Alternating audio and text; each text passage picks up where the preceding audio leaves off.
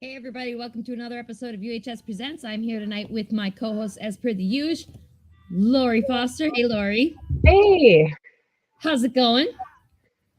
great. You don't sound I convincing. actually, uh, I got a surprise in the mail today. I got Paul Hanley's sketch covers for Miss Medusa, Oh shit. and I How's thought that look? I would like show some of them because like Cool. Can I he make was you like, bigger for me? sketch? What's a sketch? I'm just gonna do a full I'm gonna make you color. big for a second so I can look at these up close. Holy shit, they look awesome. He's just Yeah, I don't think any of the artists that draw for these books understand what a sketch is. no, This is not a sketch. This is a like full piece. This is, yeah, that's a total complete piece of art. Hmm. beautiful. So now I don't want to mail any of them out. Sorry, backers. Well, there's nothing against getting like a real good scan of them before they go out, right? Right? Just saying. Um, Yeah, and what else? Oh, we're launching the Surgeon tomorrow. Surgeon number 5. So I'm very excited about that. Yeah, that's gonna be awesome. Excuse me, I just burped. It wasn't even a good one. Like I was like, if it's gonna come out and on stream, at least it could be a good one, and it wasn't. Um, we got comments already. We got Radstar Father on Twitch saying hey howdy. Ooh, Florgy Steve on Twitch saying hi. And Paul Henson is here too. So, hey everybody, thanks for joining Hey, us. Paul. Um, yeah, I is that it for the UHS news? That's pretty much Yeah, it. if you guys are interested in the Surgeon, if you've been waiting for the next issue, if you want to follow the pre-launch page, it's just uhstudios.com/kickit. We're trying a new link. You can also do uhstudios.com/kickstarter. Either one will work. Just go to that link, and you can follow the pre-launch. You'll get an email as soon as the campaign goes live tomorrow. Awesome. Very exciting. Yeah, it feels like elsewhere. Well, it did. It literally just finished, and now we got to jump into this now. So I just like didn't we don't get we got that usually have a chance to like breathe a little bit, and this one didn't feel like there was time to breathe. No, we're going You feel crazy like this year. time, don't you? You probably always feel like that. Like I don't always feel like that. I feel like we get like a week off in between, but you probably don't share that sentiment, do you? Because you have to be more into it than I do. I get the luxury of a little bit of space. That's Sometimes. boss. That's what you signed up for. I mean, that's just how it is. So, anywho's, yeah, that's all we got for and we can put up. Where did my I lost my banner. I lost my little ticker for how to back the or follow the launch. So I don't know. Can you grab that? We got like 5 banners and none of them are the right ones. So Yeah, I can make it. Or if you want to introduce our yeah. guests and what's Yeah. going on today.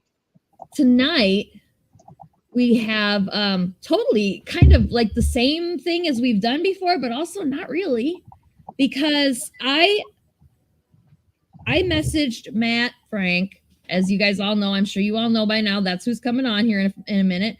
I messaged him a few weeks ago, and I was like, "Hey, do you want to do an episode where we talk about the Godzilla movie and shit on it and stuff, and like we do with the other movies?"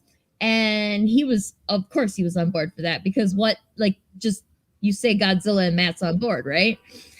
And I originally had in mind what was it, like the 1997 one that has like the what is his name, Roland Emmerich's weird shaped Godzilla, and had Matthew Broderick as the worst one-liner scientist I've ever seen in my life. I was all ready to shit on all of his lines because he has some really crappy lines in that movie. But Matt was like, are you set on that one? And I was like, you got a better idea? And he's like, actually I do.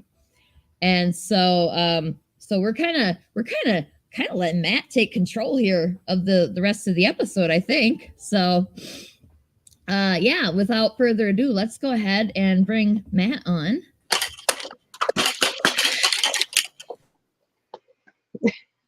Oh no! Oh, there he is! Hi. Holy oh. I'm just over here like, now kiss. Hey everybody, how y'all doing?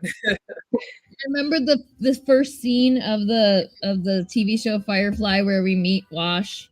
Like, I know everybody has lots of things to say about that show, but like, yeah, that's always every time you do that, that's what I think about. Curse your sudden but inevitable betrayal. Ah! Yeah. No, it is so funny because that reference, I think, is the one reference that will outlive that entire show's legacy. I think when the cities are but dust, alien civilizations will find the Wash dinosaur meme. This land. We also have well, when you see Matt, you often see Kasten at conventions, and like we're just gonna have Kasten on tonight too because her hair is a different color, and we got to know what color it is. And so, like, she's just here to show us what color her hair is, and then talk about Godzilla a little. Hell yeah! So here's Kasten. Hello. Hi. I thought like the ropey bridgey thing behind you, I thought was a screen, but that is actually a piece of art on the wall, isn't it? Yes, yeah. IKEA, my favorite store ever. IKEA. Nice. I have 3 of the giant ones like this. That's awesome. Okay, so we got just tons of people in here commenting today. Usually everybody's kind of quiet in the comments and they're just watching and listening. But today, Michael Dolan says, I haven't had time to breathe in 3 years now? Fair. All right, fair enough. Yeah, I was gonna. I got Ian's book and my Power Broker books and shirts. Yeah. Rad Star Father. He's saying yes, I was right about that. It was 98.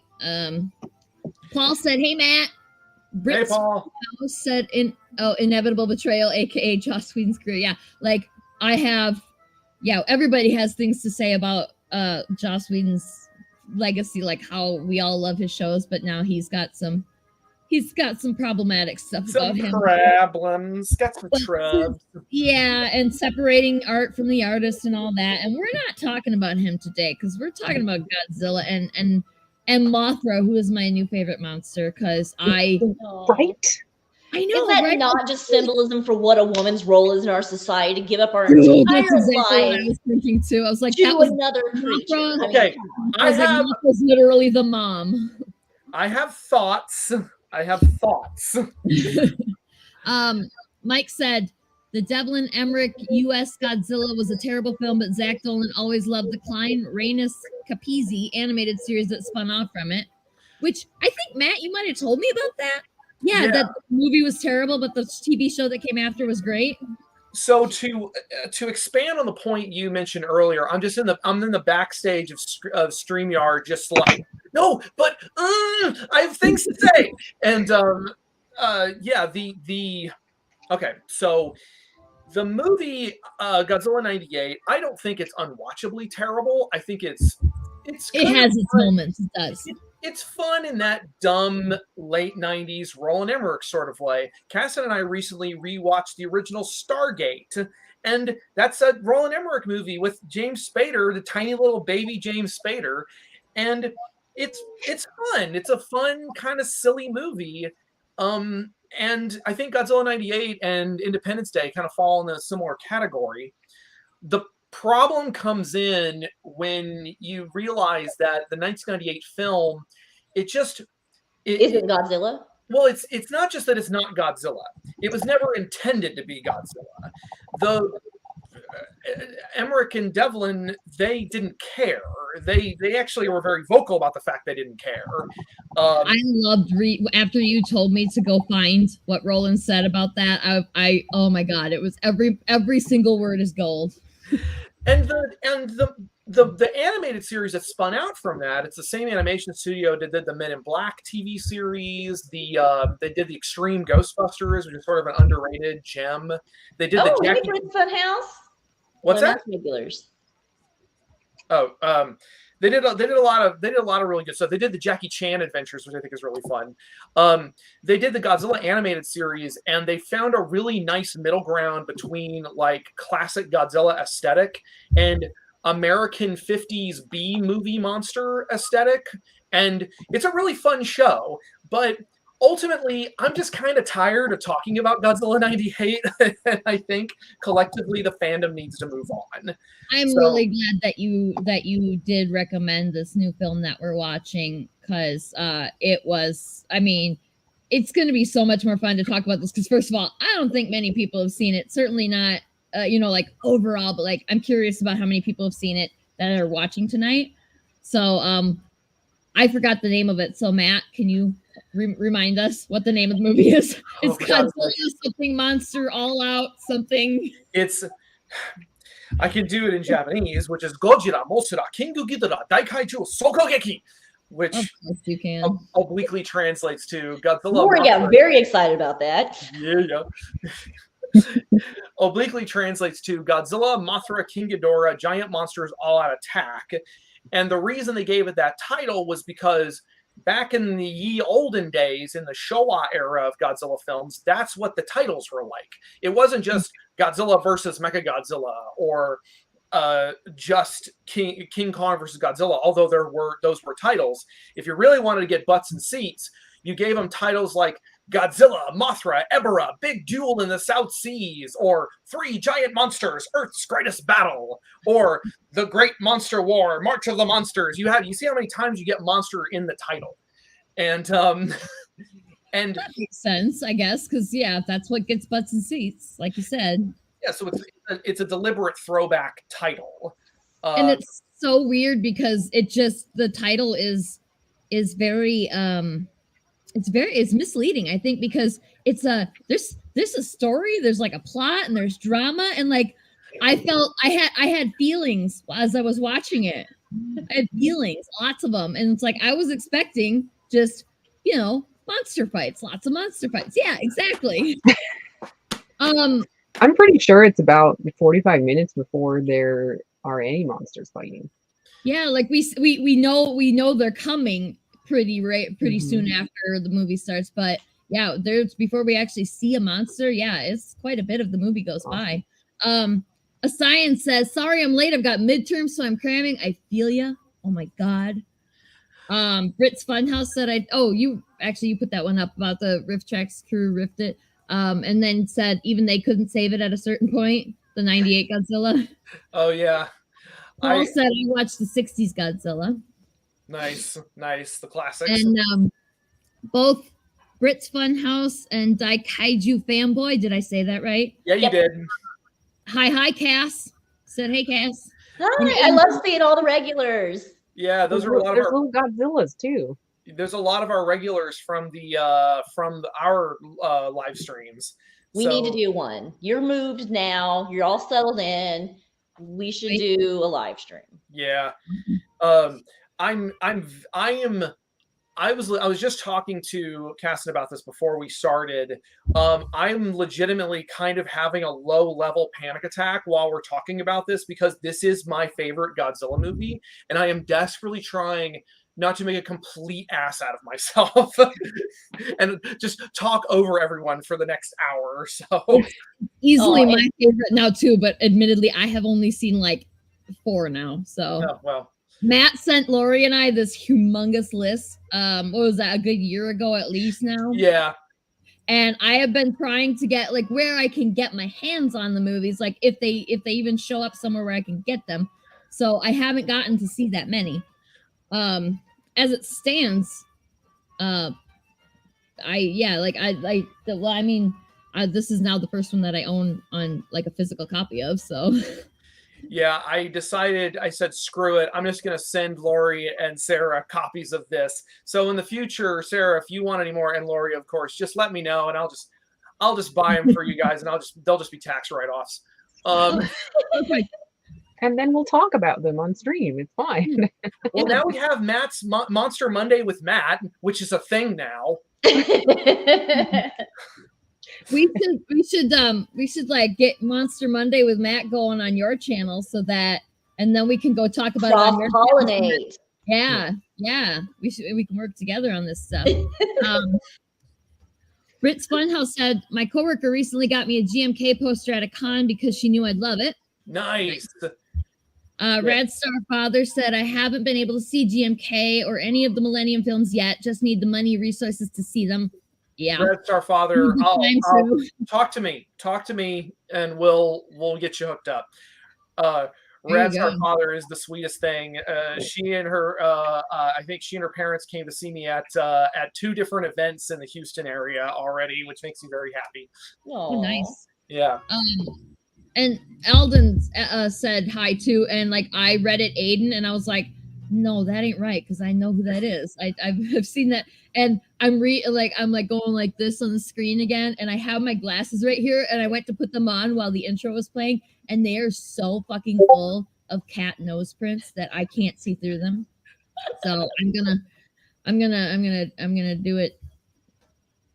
Oh, yay, Andrew! I'm glad you got your cover. I almost made a very sexual. Yeah, I hope you like it. It's awesome. I'm jealous of you because it's so beautiful. It was really cool. Yeah, I saw you made a post on Facebook, and I was like, oh, I wonder if you got it yet.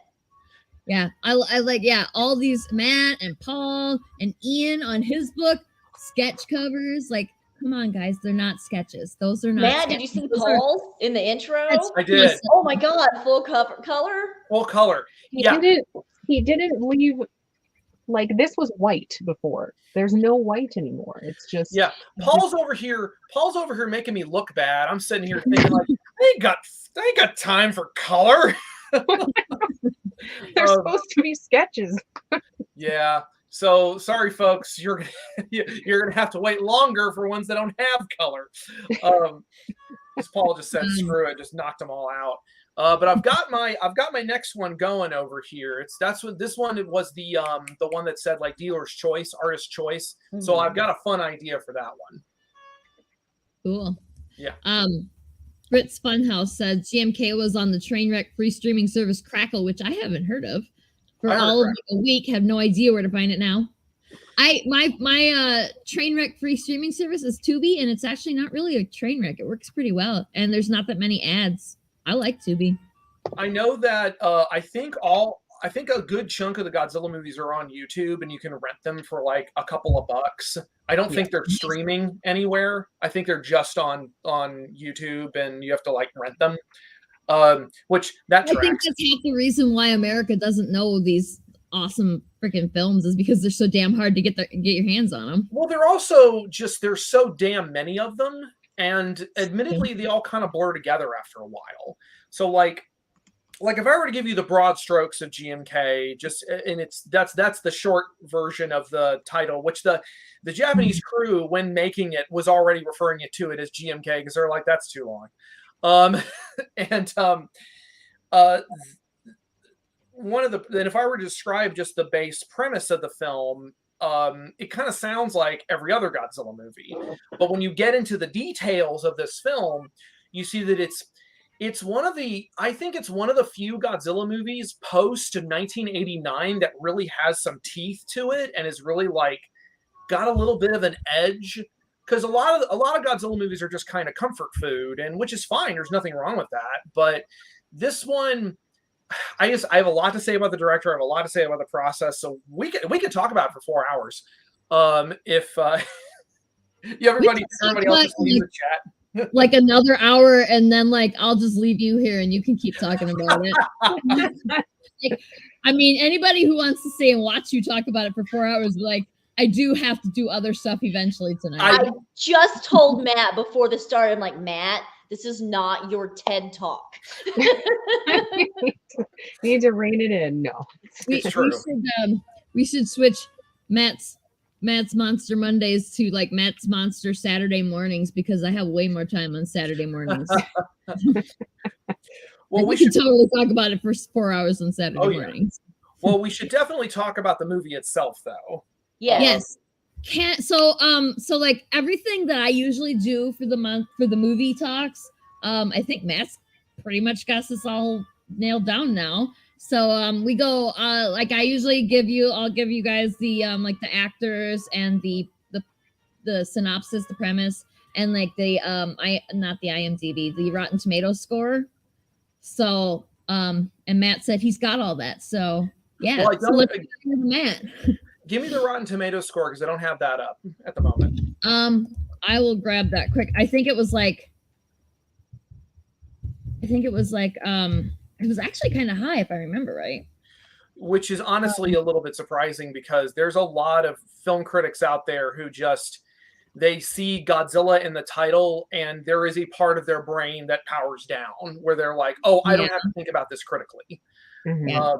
The tomato meter with the real critics is 63%.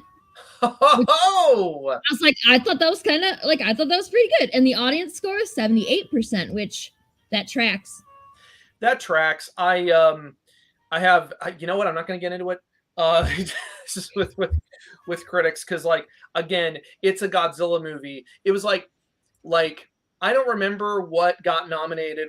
I don't remember what got nominated for best special effects for the Oscars for 2021. But Godzilla vs. Kong was not on that list, even though it had objectively better effects than every movie on the Oscars shortlist. And it's like, oh, because it's a Godzilla movie. There's no way in hell it could be as good as it could be the Schindler's List of Godzilla movies. There's no way the Academy will acknowledge it even existed because it's because there is a cultural stigma against these films, and I can get into it, but let's talk about the movie first. I'm totally with you there because I'll be honest, like I have had that I have had that stereotype in my head as well, and I don't anymore now after I watched this movie. So I'm glad to hear that. Well, okay, so this was so like I said, the movie we'll just call the movie GMK. It's the 2001 Godzilla movie. This was the third film after the series came back in 1999, right after the 1998 Godzilla movie, when Toho said, "Really? That's your shot, huh? All right, hey guys, start making Godzilla movies again." And oh no, rubber suits. We're doing rubber suits. And so they did GMK, and the basic setup of the movie is that it's set 50 years after the events of the first film.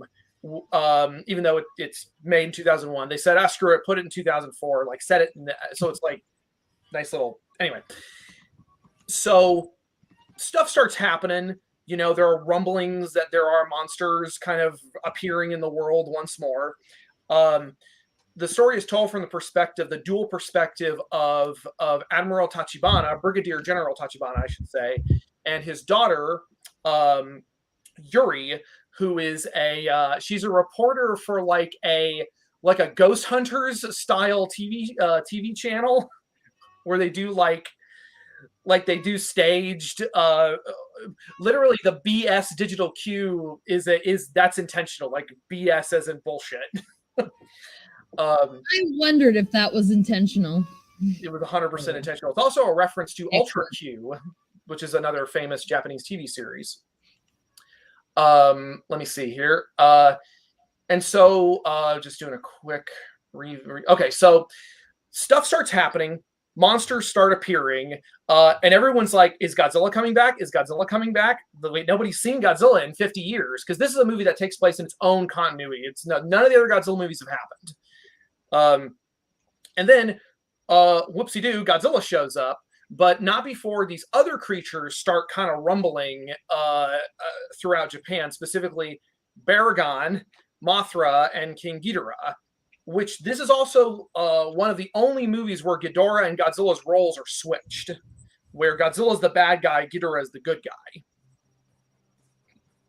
But yeah, and so the Yuri, the main character, she starts digging deeper to find out like what are these creatures and where do they come from, and it starts coming to the surface that Godzilla is here to destroy Japan because he has been empowered by the screams of the damned of all the people who had died in the Pacific conflict and are now all pissed off that Japan has been trying to forget, like trying to leave the war in the past. Like and not in like a give peace a chance way, but in a we don't talk about it kind of way. And it's, that we're definitely getting into that. I can tell you that right now. So yeah, Godzilla finally shows up. Everyone's like, oh crap, because Admiral Tachibana, Yuri's dad, he had this whole anti-Godzilla plan ready to go because he witnessed Godzilla's attack in 1954, the original attack. He had this whole Godzilla plan ready to go, and the government just will not give him the time of day. They will not give him the resources or the budget to go through with his plan. And it takes one whole monster fight and a lot of people killed before they finally put him in charge of the anti-Godzilla plan. And so everything comes to a head in this big showdown in Yokohama between Godzilla, Mothra, and Ghidorah and the military. And Yuri is running around being a reporter, trying to be like, no, I have to document all of this because it's really important. I don't care if I get horribly irradiated. So I feel like that's the long and the short of it. Gotta stay hydrated. It's important. I had as I was watching through, I was making smart ass comments because that's what I do. Yep. And there was one point at which Yuri's coworker / sort of love interest kind of thing happened in there. I didn't know what exactly the cute one or the nerdy one. There's two guys that are interested in her. Yeah, the one that walked her home when she was drunk. Isn't that? That's the guy that was on the bridge with her, right? Yeah, that's Takeda. Yeah, that guy. Yeah, he was the one that he was driving around with her, and he told her, "I will not take you any farther," and so she bought a bicycle. Yeah. Yeah, that point. Yeah, when she bought the bicycle and she was pedaling her ass off down this road trying to get to the Godzilla fight, which was that still with Baragon at that point? It doesn't matter because what my smart ass comment was she looks across and then there's a mountain and you can see the explosions of the fight happening. There's just reflections of the light behind the mountains, and I'm like, she's gonna have to pedal a lot faster. and Jeff was watching with me, and he's like, God damn it, can you ever just shut the fuck up over Absolutely not. Unless you're in a movie theater, I am not capable of shutting the fuck up. So you signed on for this, bitch. So now deal with it. That's me. Yeah, actually, Kasten's snarky comments were relatively limited while we were watching this movie, which to me means she's either bored out of her mind or genuinely interested. There is no in between. The in between was I was kind of sick. That too. But you're better now. Mm-hmm. Yeah. No, I was genuinely very pleased to hear that Sarah, you and Laurie both seem to enjoy this movie a lot. Yeah, I was gonna save it and make you sweat on whether or not we liked it, but Laurie fucked up and told you. I just look. I went into the private chat with Laurie and I was like, "You weren't supposed to tell him." When I finished it, it was really late and I forgot. And I was just so excited because I watched it and I was like, this was really fucking good. Yeah, I fucking loved it. I loved it. There's so much symbolism and there's a lot to talk about, and I don't know where we're starting or when we're talking about stuff, but I was really impressed. It's definitely my favorite Godzilla movie currently. Don't see this little alfalfa thing poking up on my head and not tell me about it. Thanks, friends. I have my camera turned away. I can't see it right now. No, I mean, I think what I can kind of start to kind of get the ball rolling, so to speak, is just talk a little bit about the behind the scenes, because I got this wonderful book by Norman England. You can see my notes already in it of Behind the Kaiju Curtain, available now on Amazon. No, I'm not getting a kickback from this. I just really like it. And I mean, this is basically a documentary, it's like a diary of the filming of GMK. And there's all these little tidbits that go into it that really kind of show you the mentality going into this movie. Because so the director is Shusuke Kaneko, who is best known outside of Godzilla as the director of the Gamera trilogy from the 1990s, which are 3 of my favorite monster movies ever made. And And he also directed some live action Death Note movies that came out in Japan that are apparently pretty good. Like, they're not like the Netflix version. And he also like was the main driving force behind the script. Like, making Godzilla was his life's goal. Like, that was his dream, was to make a Godzilla movie. And he came at it from a perspective, because he was an outsider coming in. Like, Toho is a studio that promotes from within, and or at least at the time it really was. And the previous Godzilla directors, most of them were guys who had been with the studio almost their whole careers. And here comes Kaneko, this outsider guy who's had all these weird experiences in movie making. Like, he started off as an assistant on softcore porn movies. Nice. And Was he a bluffer? He was the guy putting the pasties on.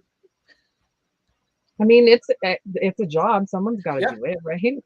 Yeah, and he has to reset the bed between scenes and stuff. Like, nice.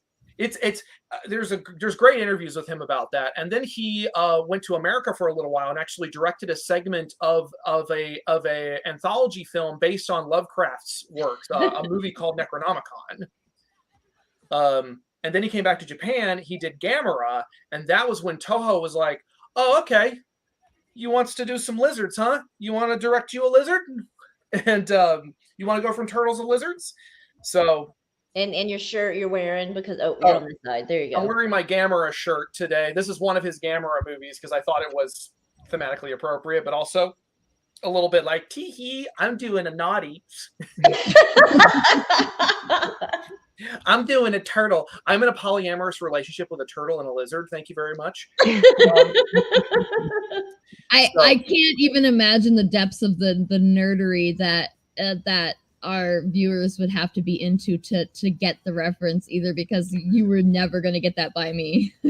I was never going to catch that. So, I mean, a lot of this is, a lot of the folks that have come into the chat who were regulars on our live streams, they're Godzilla fans, and a lot of them know about this stuff, or at least people closer to my age. Who, I was in high school when this movie came out over in Japan, and I'm like talking about it on Godzilla forums and stuff, on Monster Zero and clubtokyo.org. And I'm just like, no, but you guys don't understand about the symbolism behind GMK.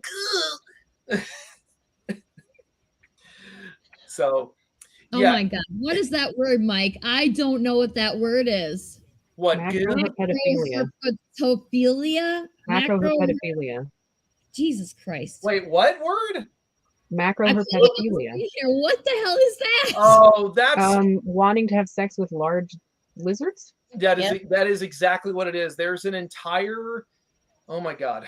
You know what? I don't have time for it. I don't have time for this. Are aroused by large things. We can do that next time we do a Maths Monster Monday. We can talk about that word. That'll be a captain sex chat. Yes. Sidebar. So yeah. But yeah, to bring it back over to the director, yeah, Kaneko, this is one of the things I like about the movie, and I'm sorry guys, but it's one of the more left-leaning Godzilla movies. Like, it kind of has that edge of like, hey, Japan, we did a war crime, right? Like, all of the war crimes. And but they can't say that. They can't like come out and say that because it's a sticky subject in Japan, and it's kind of one of the reasons why Godzilla's attacking Japan in the movie, is because Japan kind of wants to forget about all that stuff. So I don't know if y'all wanted to dig into that a little bit. We could dissect the shit out of all that stuff, but I think we'd need to do that in a separate episode. Which, if y'all want to see that, tell us in the comments, because we'll totally do that if you want to see that. We'll totally do a part two. Carry on. J-Man showed up. Hey, J-Man. And Juice Lee is here. Hi. Thank you for coming. Hey. And Rad, our father said, Matt did go on a mini Gamera rant at a Godzilla panel I attended, so I wouldn't say him wearing a Gamera shirt while talking about GMK is the biggest of his crimes. Implying I have bigger crimes. What do you do at these cons? I thought we could. We don't have to go into, I guess, huge depth about it, but like I thought the political aspect of it was really. It was really interesting. Very like, intriguing. Very. I told- was like, I had to stop several times and like furiously Google because I'm like, okay, the Pacific War, do they mean World War II? And I think they must have referred to it as the Pacific War, and that's like just an illusion. Yeah, it specifically refers to the Pacific conflict, which is largely, it's Hawaii, the Philippines, the Marshall Islands, because the war never really reached. Oh no, wait, I'm going to rephrase that, because Japan was like firebombed repeatedly during the war. Right, but before they were bombed with the nukes. Right. But I would really like to hear y'all's perspective on the political aspects. Yeah, so I basically paused the movie halfway and I went down a rabbit hole because I was like, they're clearly referring to some things that I don't know a lot about. And I looked it up, and basically there's two, I guess, kind of mindsets in Japan, and if I get anything wrong, please like shit on me in the comments. Like, this is like off of, if anyone shits on Laurie in the comments, I swear to God, I will come to your house. You can gently correct her. She means well. Don't be mean. Let me gently correct her. I don't think I have to assume that you're going to be gently correcting long before anybody manages to get a full sentence typed out. So go ahead. Okay. So during and before World War II, supposedly, basically the Japanese military fucked up, and they forced like 200,000, and they called them comfort women from different countries, countries they were occupying, I believe. So China, Korea, and Philippines. To basically, they forced them into sexual slavery. And in Japan, there was basically two mindsets. One is that was terrible and we should tell people about it and make sure it doesn't happen again. And the other mindset is the very far right wing, like, we should pretend that never happened, and also women should be in the kitchen, and the emperor should be a thing again, and fuck yeah. So yeah, that's very much antithetical to how this director feels. Like, he is like, man, fuck all that shit. Like, it's a big problem. It's a big problem in Japan right now. Yeah. Yes. And like, it's not an old problem. It's still a fucking problem. Like, this has been an ongoing thing for a long time. And if you watch the movie, like, knowing this, like, when I continued to watch it, like, there's a lot of like the old dude whose name I forget, he talks about our shame, and like, he's clearly referencing this, like he's making a direct I mean it's not just the comfort women. It's, while that is obviously a big part of it, I mean, again, the Japanese military got up to some really bad shit in World War II. Like it's stuff that I'm not going to go down. I'm not going to sit here and start comparing it to the Holocaust, because I feel like that way lies madness. It was bad stuff though, like real bad. And like Laurie said, they want to, there's a large contingent in Japan that wants to not address it, which honestly is kind of par for the course for a lot of world superpowers. Like, boy howdy, America sure doesn't like to talk about the bad stuff that's done. Critical race theory, what's that? Exactly. But I mean, it's like they make direct tangents to it in the movie. I think, like, they basically, first of all, there's a bunch of points in the movie where there's people who are like, Godzilla, that wasn't a thing 50 years ago, that never happened. And you're like, several, there was a couple of wasn't a thing that even existed. And then a couple of characters make a comment about that they forgetting the past, And Mhm. they specifically say we forgot how horrible it was the last time Godzilla attacked, and that was where I was like, wow, that I know they talk about Godzilla and that immediately cheapens it in the minds of so many people, because Godzilla automatically, you don't take it seriously when you hear the word Godzilla, but like you just, it's like, yeah, we forget how horrible our past was, and now we're doomed to repeat it as we have done several times in the past few years, really. And in this movie also, the military pretends that they killed Godzilla the first time, and they lie about it. And it takes, like, we're probably an hour and a half into the movie before the military guy's like, well, actually, we just told people that. We didn't really, whoopsie. Like, we wanted the military to seem powerful, so we lied about, like, it's all, there's so much like subtext in this that it's honestly incredible. And the fact that Tachibana is like, who's basically the hero, like Yuri and him are both heroes, I would say. But he says in the movie that there's honor and peace. Like, he's a pacifist despite being a like his comment of saying, I wanted to have the honor of like never going into battle. Like, that is an amazing thing. I loved it. Yeah, that was such a good quote. Yeah. He's there.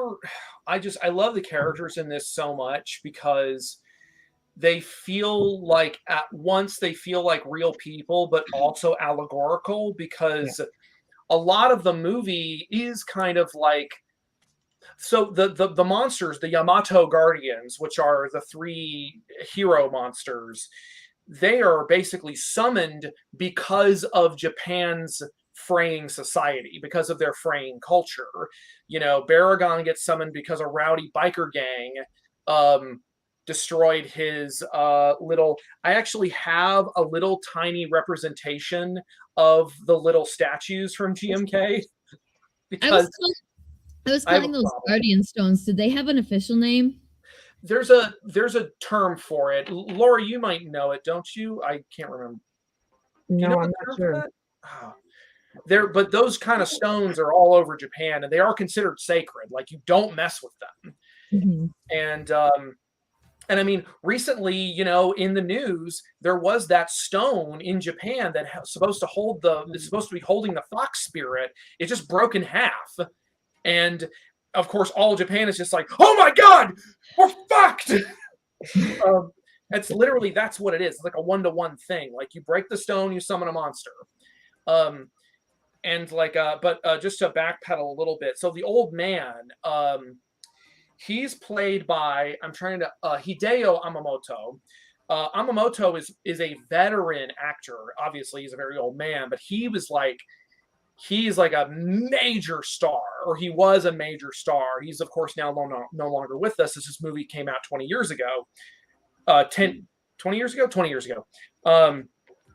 So Amamoto, he'd been in a couple of really high-profile tokusatsu movies. He was in a King Kong Escapes. He played a supervillain in a King Kong movie named Doctor Who. And so I've got a great quote from him from Norman's book here while he was on set for GMK. Sitting with Amamoto, out of the blue, he asked if my dad was in the war. I tell him that he was in the Battle of Midway. Amamoto starts mumbling something. I ask what's on his mind. The war, he says. I'm angry at the Americans. I assure him that it's understandable, given incidents such as Hiroshima and Nagasaki. No, that's not what I mean. I'm angry that MacArthur let the Emperor live. It was our chance to rid ourselves of this damned Emperor system. Wow. So I'm pretty sure Amamoto was on the same page as DMK's production. A couple of people, a couple people came in since we last talked. Steve, Walker, and Florgo. Is that how you say it? I'm sorry if I mess up your name, but hey, Steve. Hi, and thanks for regular. And J-Man said, "What's awesome is I lived in Sasebo, Japan, in 1985 when Godzilla 1985 was released. That's pretty cool. Nice. Zan Gritty on Twitch. Hi Matt, it's me, Victor Lucis. Hi Victor. Oh hey. Brit Springhouse says, where's the stone to contain Colonel Sanders' vengeful spirit? They do love KFC over there. Oh my god. I mean, if you've ever had Culver's chicken, then KFC is garbage chicken, but like KFC is pretty good chicken. I mean, Y'all don't KFC. have Culver's yet in Japan, but we don't have it in everywhere in America yet, so just be patient. We'll get there. We'll get there. Wisconsin will infiltrate the whole world eventually. I feel like we have a Culver's somewhere in Austin. Yes. There Okay. are definitely some Culver's in Texas, so you must. Okay. Good There's to one know. in Round Rock. Yeah. So- Okay. Good enough. So something that I noticed about the movie also Mhm. is that it's quite feminist, and I think Yes. that that's very Yeah. intentional. yeah. Like basically the only reason why we win is because this guy listens to his daughter, Mhm. Yeah. and he doesn't.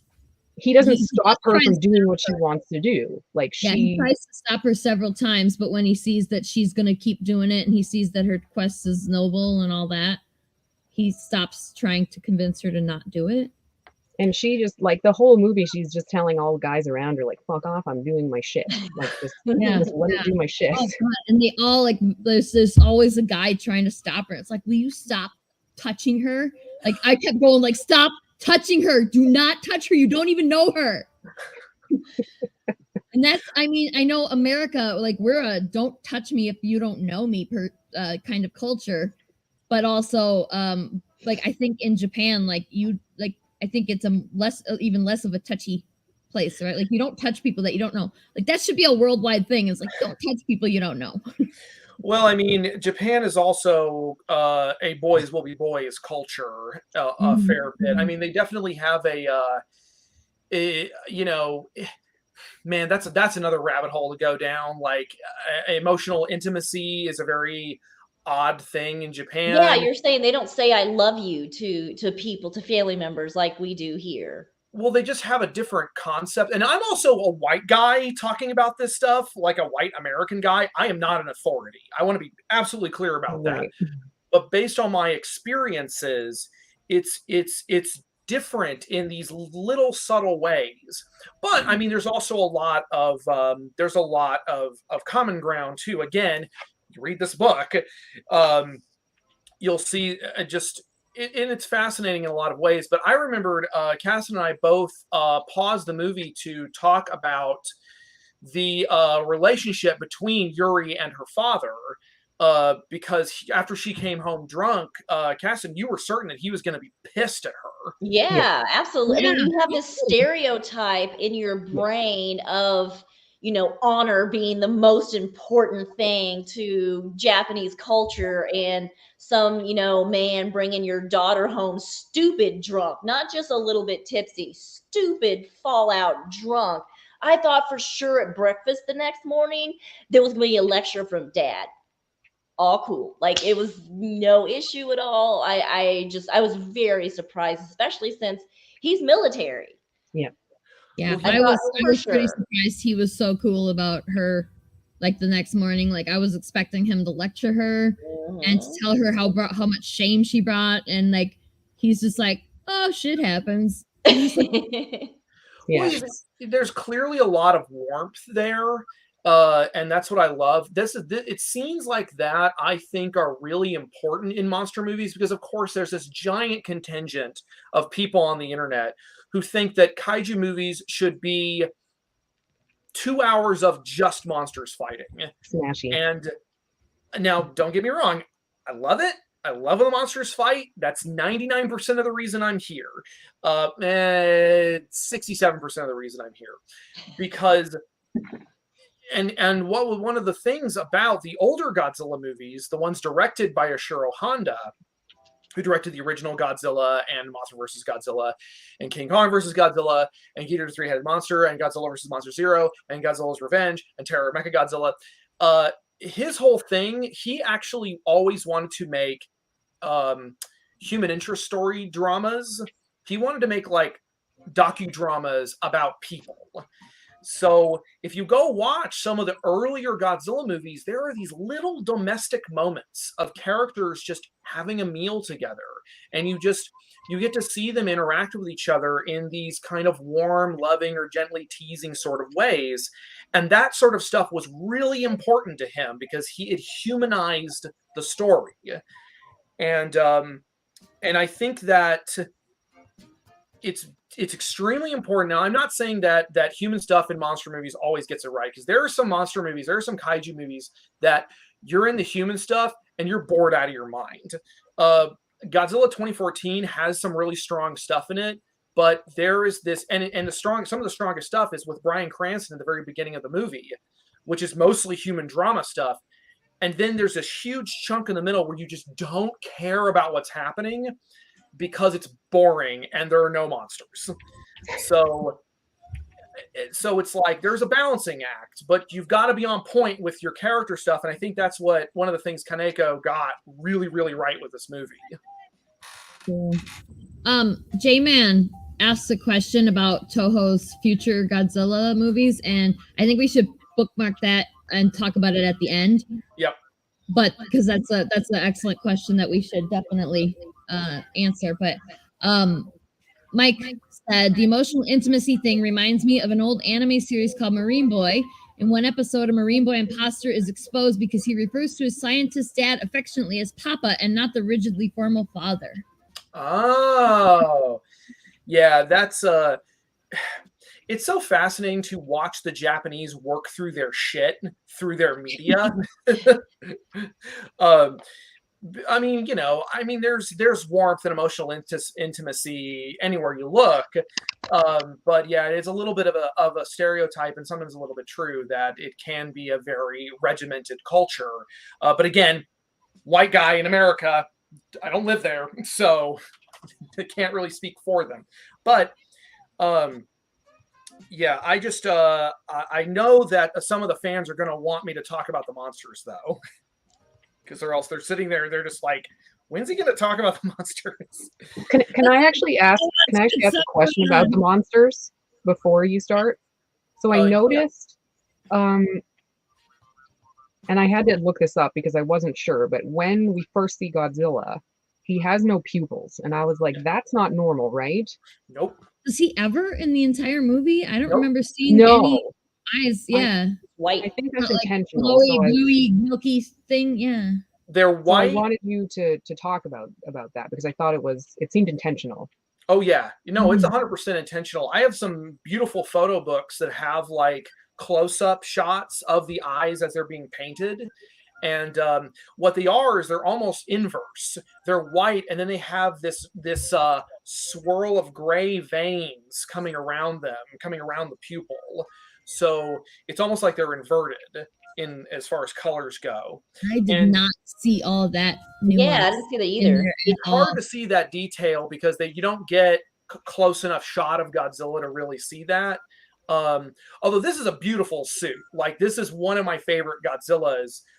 Because especially for the suit itself, because they have animatronics built into the eyebrows and the teeth and mouth and stuff, so you get all of this range of motion in the face. The articulation is incredible. It's really awesome. It's one of the most impressive Godzilla. I think it is the most impressive Godzilla suit ever made. And there are some other really great suits from about this era, but this one is it's on another level.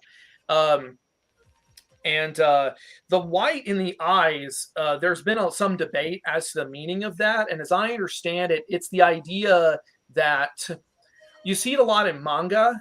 When the eyes are white, it usually, a character's eyes are white, it usually emphasizes just not specifically blinded rage, but singular intent, like single-minded intent, and it usually is rage of some kind, and it just creates a scarier, more ghostly look. And they wanted him to be scary, and they thought if you couldn't really empathize with Godzilla, it would make him scarier, which is the thing I like, because I like Hero Godzilla as much as the next guy. I like Hanna-Barbera Godzilla rolling up and fighting fisticuffs with dudes, but bad guy, scary Godzilla, I think, is where the character functions the best. And that's one of the reasons why I love GMK Godzilla. Brit's Funhouse said, the only reason I showed up was to see Matt explain Baragon fighting Frankenstein. Oh, And she put JK at the end. Oh, no, we can talk about it. I mean, what do we have, another 3 hours? Okay, hold on.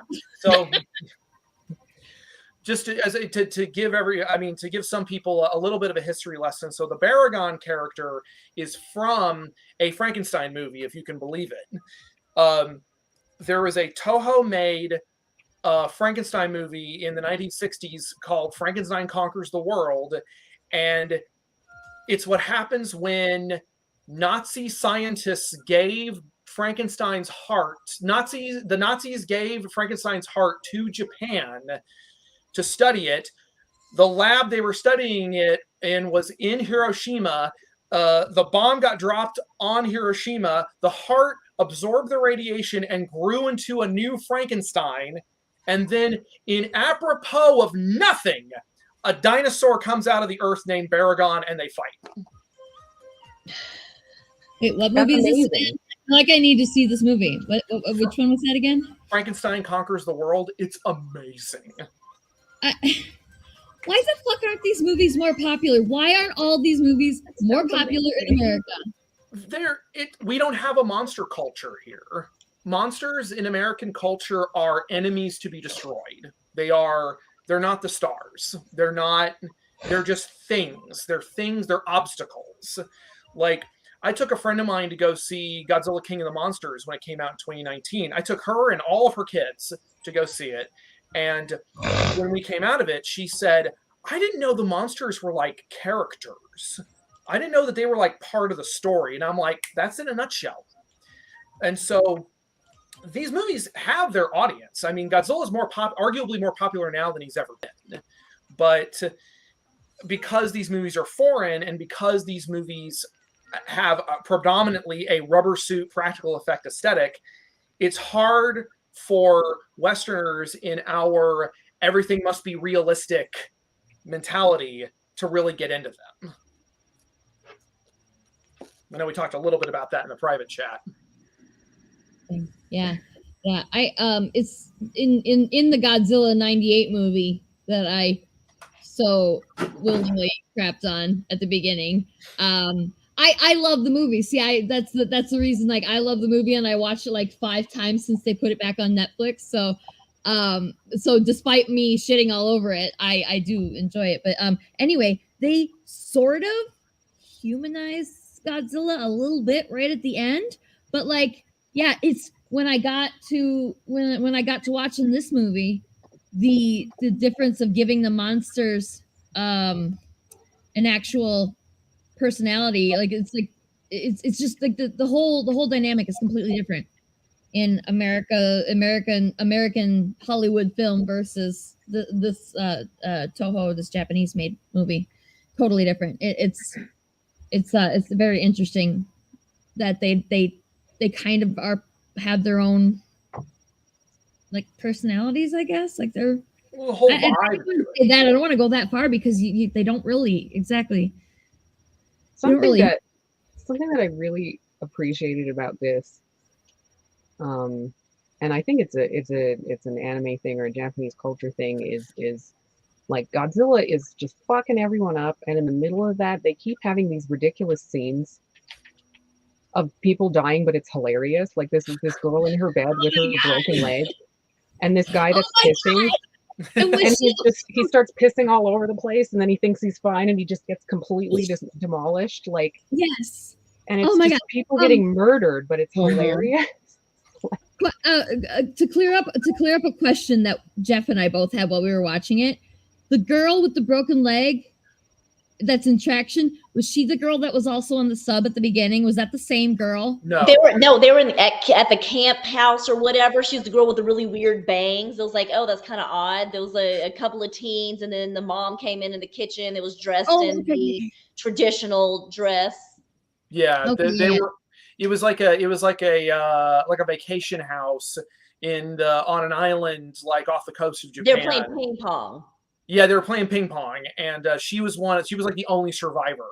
And the movie does kind of have this, and I've gotten mocked for saying this, but I think it's true. There is a dark comedy undertone to this movie because it really, in a lot of Godzilla movies, you don't see a whole lot of human carnage. You don't see a lot of people getting hurt.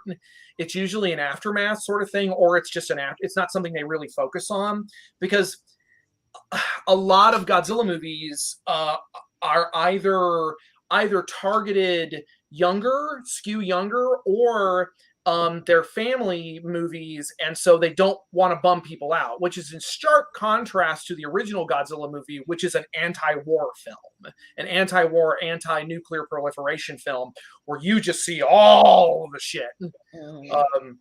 You've got mothers huddling in alleyways with her children, saying they'll be with daddy soon as Godzilla slowly marches through the city. Like, yeah, they don't really do that anymore. And GMK is one where they actually they show you the carnage, and yet there'll be these kind of wacky moments.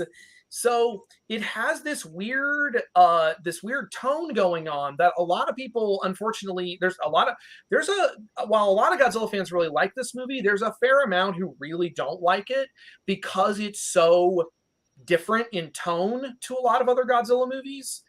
And there's nothing wrong with that. Like, again, it's that Godzilla movies as popcorn comfort food, and GMK is not really that kind of film.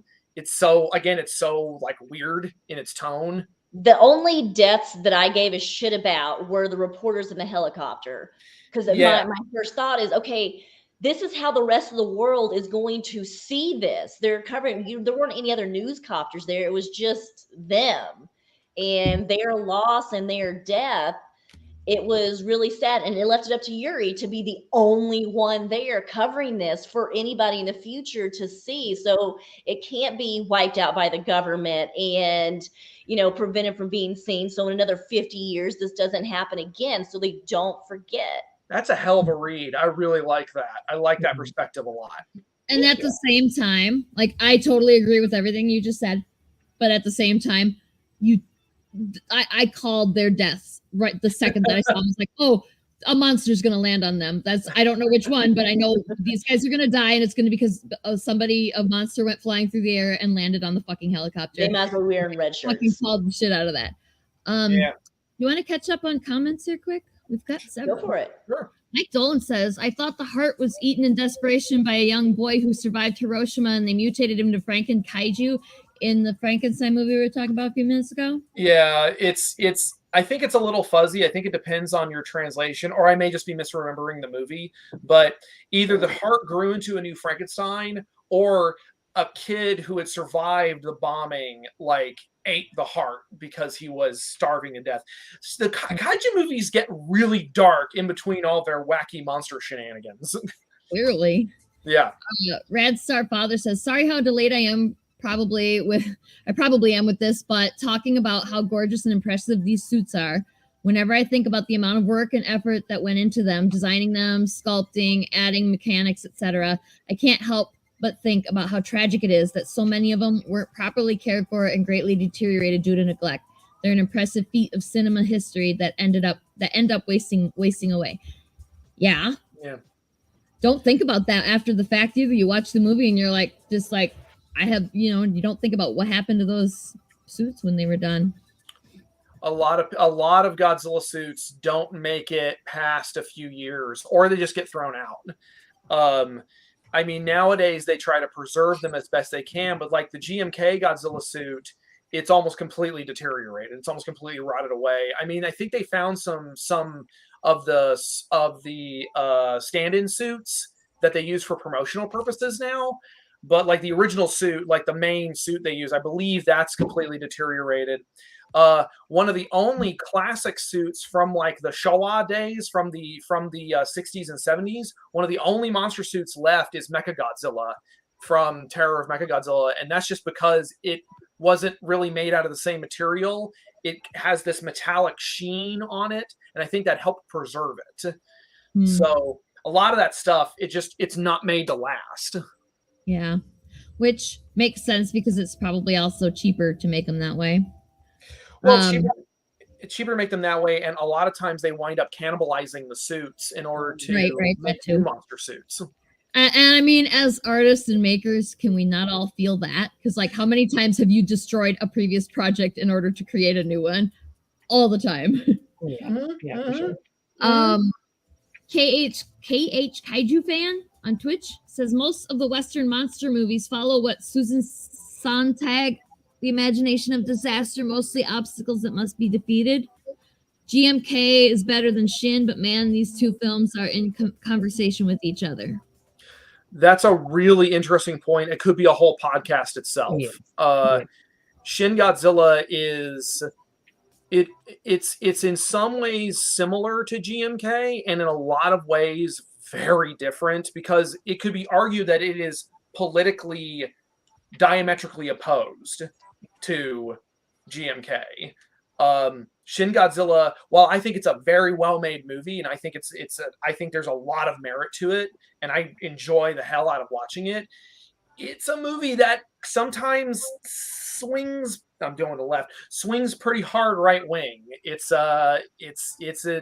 That one I would need to do a little more like digging and talk to some more people about what the Japanese perspective is on that movie, because I think there's a lot of subtext in that one that sometimes gets lost on Western audiences, because I know a lot of Japanese people who are like, oh, that's a right-wing Godzilla movie, whereas GMK is a left-wing Godzilla movie. So it's a fascinating discussion. Wow. Had no idea that it was so involved. Yeah. Oh yeah. Keith Justice on Twitch says, who is this guy even? I've never heard of this Matt Frank. Yeah, sit and spin. That's what you can do, Keith. Cosplay Odyssey is said constantly, but I don't remember what in reference to, because I was reading other comments. Reference to destroying projects and making new projects. Okay. Yeah. Yep. Cosplay Odyssey, that's Robert. We just saw him at Hill Country Comic Con. He has a full Godzilla suit.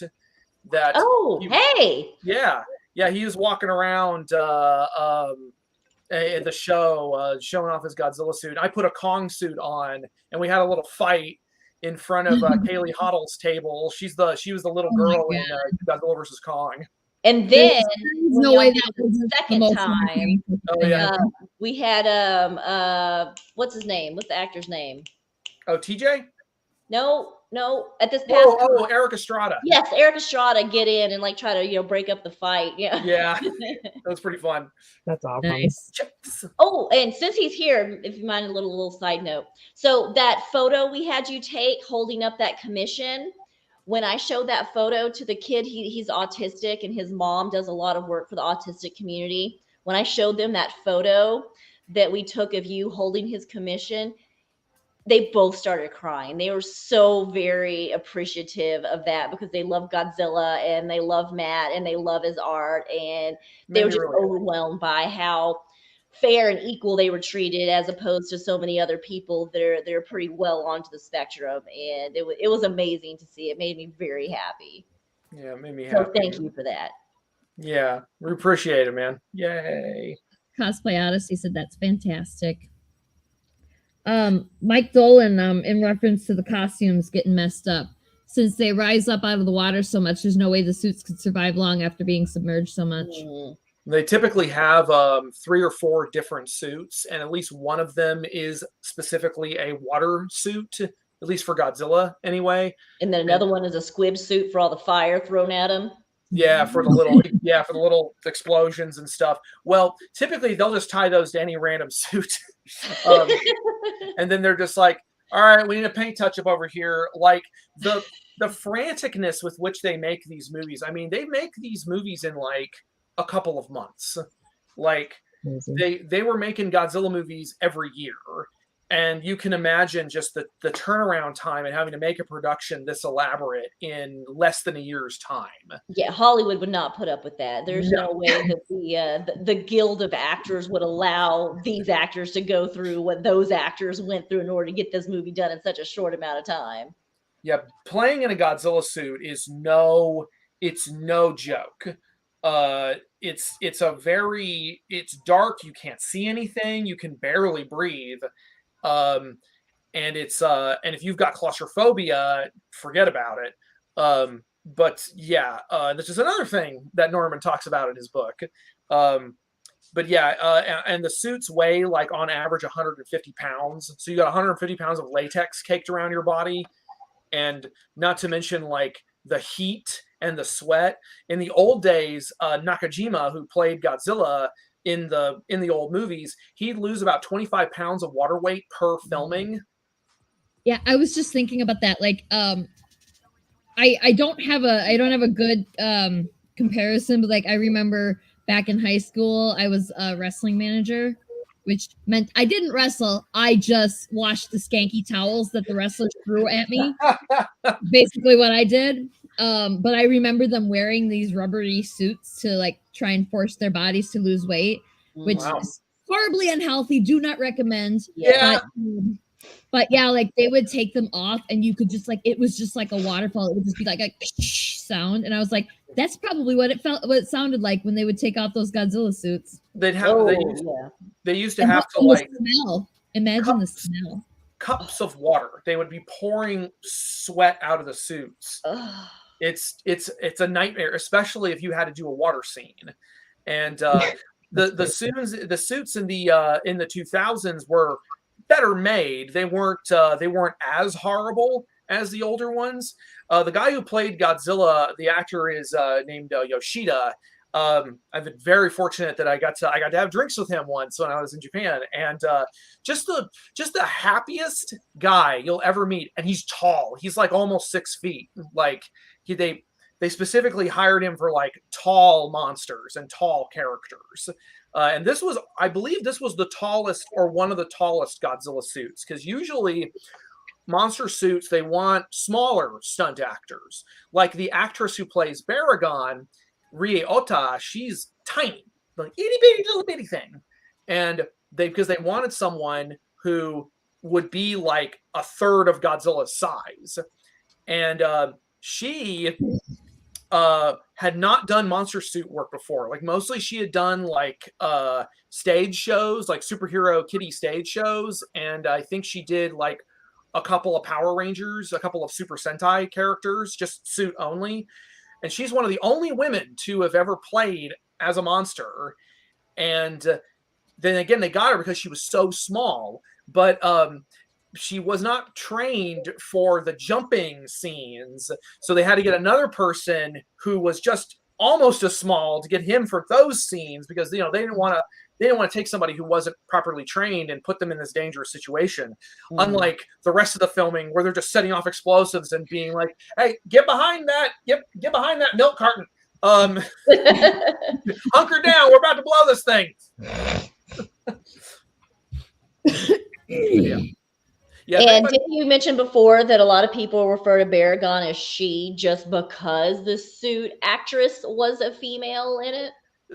I know some people who have started referring to Baragon as she because of that. There's a viral video on YouTube that you can find of her in the Baragon suit, like behind the scenes, and she's crawling around. And when the mouth opens up, you can hear her going, ah. It's the cutest fucking thing. You're gonna have to help me find that so that we can link it on our social media later, because that sounds adorable. Yeah, that's awesome. I had one question about the Ghidorah and Godzilla fight. Yeah. So it's badass. It's amazing. But like so he shoots a bunch of lightning at him. He absorbs the lightning, and then he just flies and puts his balls in his face. And I need to understand, because I laughed out loud. I was like, why is that just a technical thing, or is it's and they show it from a few different angles too, and his face is right in his balls. It's just a technical thing. It's just like they wanted Ghidorah and Godzilla to kind of be grappling while Ghidorah was flying, and that's just the way it shook out. It's just, yeah, trust me, I know. We all know. But yeah. I mean, they want to Ghidorah to be like still flying and be shooting him with the lightning and stuff, but then you have this one kind of awkward scene, and That's just what happens when you got two guys in suits. And if we back up first, okay, so I kept calling Baragon Bakugo because I watched a lot of My Hero Academia recently, but Yeah. I felt like I had, this has been my first experience with Ghidorah and with Baragon. I had heard of Ghidorah before, but I did not know about Baragon at all. So adorable monster. How fucking cute is that monster? It's like Stegosaurus, but with a gremlin head, but it's adorable. Little Yeah. floppy ears. Yes. Baragon in that Frankenstein Conquers the World, Baragon is the villain. Like Baragon is going around eating people. And like it's what it is it's what is that movie with the one-armed man? It's like, I didn't kill my wife, I don't care. What is that movie with Harrison Ford? Is it You Can't Handle the Truth? No, that's no. Fuck. What is that movie? Is it It's The Fugitive. The Fugitive, yes, it's The Fugitive. Frankenstein Conquers the World. I'm quoting Paul Hanley here. This is Paul's analysis of Frankenstein Conquers the World. It's The Fugitive, and Baragon is the one-armed man, because Frankenstein starts getting blamed for all these people disappearing and all these farms getting destroyed and like mountain villages getting destroyed. But it's Baragon out in the woods just eating people. But Baragon kind of accidentally wound up being so goddamn cute that Toho was like, all right, let's lean into that. And so for this movie, now again, I will get roasted if I don't mention this. So one of the original setups for the movie was not Godzilla, Mothra, and Ghidorah. The director wanted to get to pull out some really obscure monsters from the Godzilla canon and have Godzilla fight them. So he get Baragon, Anguirus, and Varan. Anguirus is Kasten's puppy dog. I think it's her favorite because Anguirus is the spiky backed kind of ankylosaurus looking dinosaur, and Varan. What's that? What? I heard something.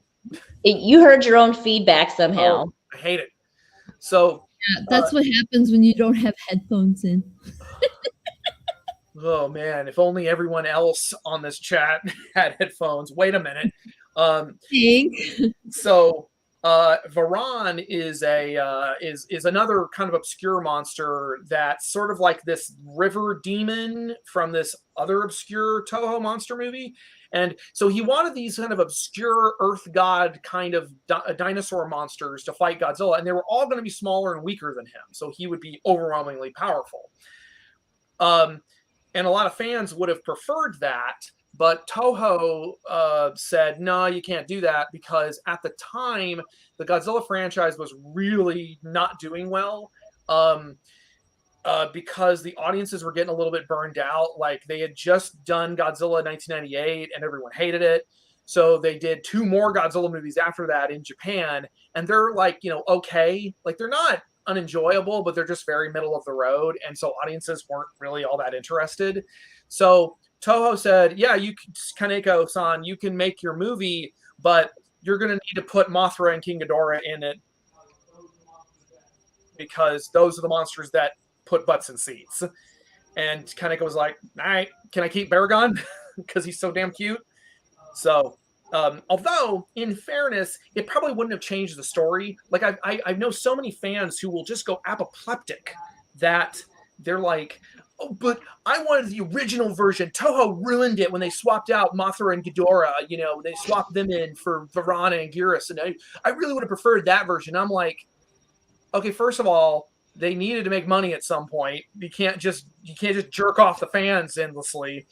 And secondly, it wouldn't have really changed the story. Like, yeah, Ghidorah is a good guy in this one, but like, so what? It's not connected to any of the other movies. You can rewrite Ghidorah as a good guy, and that's just whatever. Like, Right. some fans hate this version of Ghidorah because they're like, they compare it to Godzilla 98. We're like, it's not Ghidorah. It's not Ghidorah. And it's like, the monster is kind of characterless to begin with. So what? Rewrite him as a hero. It's just, I don't know. I get into these fights all the time and I need to stop starting them. I have a question, and it's just a random thing that popped into my head at several points while watching the movie, and again just now, as you discuss all three of the good guy monsters. Have you ever heard any comparisons to Jesus and the Holy Trinity and like that stuff with these guys? Because I'm just wondering, I'm just curious. Like, we don't need to go down the rabbit hole on it. I'm just curious if you've heard it, because I thought about that. I was thinking about how many times I've seen movies where they compared the big savior character to Christ and all that, and I'm like, I wonder if that happened, because Japan is not a Christianity centric place.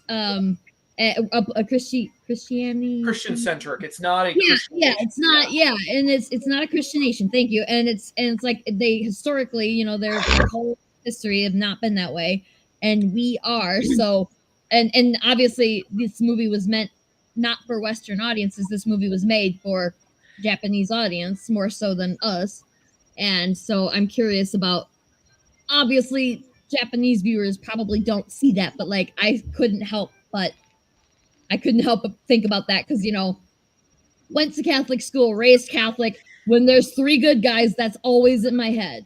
That's just how it is. And Mothra died for your sins. I need a shirt that says that.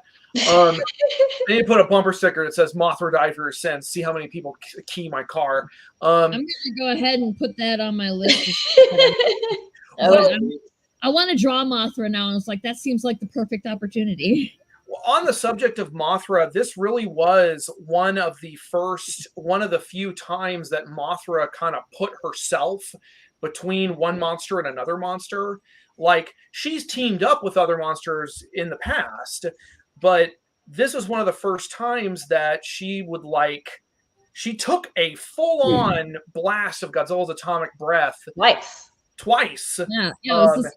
And honestly, that's not something she'd ever really done before. It's very Gamera of her. That's a Gamera thing. That is a Gamera thing. But so the idea of Mothra being like this eternal sacrifice thing, it's actually a relatively new idea that kind of got folded in with the fact that she is this perpetual cycle. There's always an egg somewhere that will hatch into a new Mothra. But with but then within Godzilla King of the Monsters, Mothra dies fighting Ghidorah to save Godzilla. They kind of switch that around there, but by that point, it's a tiresome trope, which also gets folded in the fact that she's female, and it's like, she's the one who dies to save the male monster, and it's just that wasn't really a trope when GMK came along. Like, moreover, they were thinking it was wild the fact that Mothra and Ghidorah were on the same side, which they had never been on the same side outside of this movie. But it seems as though, like, in other movies I've seen, not to say that I've seen a shit ton, I've seen a few, that Ghidorah was a completely different character than what they usually were. I think it was referred to as the Millennium Dragon. Is that what it was in this one? Mm-hmm. So it was like they took this monster that was from these other movies, the exact same monster, but cast it in a different role. So it was like having the same actor playing a different role in another movie or something like that. It wasn't exactly the same. And it was, it was the Jesus of the characters in a way of, come to save everybody. Everything gets really, really shitty. And all of a sudden, yes, now we need King Ghidorah to come in and save the day, as well as Mothra. It is a really interesting comparison. Like, you brought up a lot of really good points there, Kasten. Like, that is kind of how Toho treats its monster roster. They don't treat them like singular characters. They treat them like actors. So, and they recast them as they see fit, which I personally am okay with, because it means you get to explore different storytelling styles where you get to have Ghidorah be a good guy, and I like and the idea of this golden god kind of above Godzilla, this like snarling, sadistic monster, and then you have this shimmering golden god. It plays so differently depending on who's supposed to be the good guy and who's supposed to be the bad guy. Because, if Ghidorah is the bad guy, then he's probably from outer space. He's probably this destroyer of worlds. And he is like this bringer of death, this, but also this shining. That's a big one. What's that? Keep going, Matt. Oh, yeah, keep going. Shining. I just put a comment up on the screen. Sorry. It's just covering half the screen. It's a big comment. Oh, okay. I'll read it. I can't see it. I don't have it on the screen right now. Yeah. But it's the idea almost that Ghidorah sort of does represent one of the ways Japan interprets Christianity. We're getting deep here, guys, because Japan, like you said, Sarah, does not have the same relationship with Christianity that we do. In Japan, there is an undercurrent of Christianity, but because it's a minority religion and because it was heavily persecuted for a long time, like the Japanese empire did not like Christianity for a long time. They saw it as outside infiltration. They saw it as other cultures tainting the Japanese cultural gene pool. So it was heavily policed and heavily persecuted. And I think that's one of the reasons why Japanese Christians tend to act like Christians. They tend to be very kind, very generous, very, just they tend to be super duper folks. Depending on who you talk to, it's different for everybody. But there's also this notion of these shining gods coming in and saying, well, you're all doing this wrong, you're all sinners, and I'm going to have to destroy you and rebuild you from the ground up to wash away your sin. And there's a lot of stuff in anime and manga that plays on that idea. Like Evangelion kind of has those themes going on, even though admittedly Evangelion is about, like, they're not really, Evangelion is not a Christian story. Hideaki Anno just cherry picked some of the coolest stuff he thought, some cool shit from Christianity and kind of sprinkled it in. But with that, he brought this aesthetic with him. And in this movie, it's the reverse. You have this snarling god of darkness, and then you have this shining savior god coming in to wash away the evil, but he can't. He can't physically defeat him. They can't physically. Ghidorah can't physically defeat this version of Godzilla because he's so powerful. So there's a lot of shit going on in this movie. Yeah, I just like not only is there like the three monsters working together, but then like Ghidorah has three heads, and I was like, oh, that's like the Holy Trinity, like I just like I said, like I went to Catholic school, I was raised, I had like a class where we like a whole class every day where we just studied the freaking Bible, so it's like that it all factors into my head despite me trying to not do that. So yeah, so and okay, so I had another thought about when Godzilla makes it to Tokyo for like the big final finale. That's the word that started to come in. Yeah, Mothra's there, Godzilla's there, Ghidorah's there. Mothra, like Caston said, Mothra takes 2 blasts, direct like head-on blast from Godzilla, and then the second one, Mothra kind of disperses into like sparkly glitter, then imbued glitter bomb, and that causes Ghidorah to become King Ghidorah, right? Like, because then all of a sudden Ghidorah gets up from where he had landed and he has wings. Yep. Yeah. So I was like, okay, so Ghidorah like sacrificed herself and gave the wings to Ghidorah, which I thought was kind of cool. But then I was like, what did Baragon do for King Ghidorah? Like, we didn't see Baragon. Like, Baragon was just gone, and we didn't see the spirit. Well, that's why it's named that, Baragon. It's just gone. was like, I feel like that's a plot hole. I don't think it like technically qualifies Well, as think a of plot it hole. this way. Come on. Baragon came onto the scene early to give the other two more time to develop before they had to emerge. So Right. Baragon gave his life or her life early on and kept Godzilla from destroying even more things Slowed until they Godzilla could get way on down the scene too, yeah. themselves. Yeah, that because like there was a comment. I think it was Yuri talking to one of her coworkers about what the old man had said about they're needing like the monsters, the savior monsters needed more time to cook. They weren't done yet. They weren't done yet. Yeah. And, they weren't temping right yet. You got to wait for Mothra to have the blow up.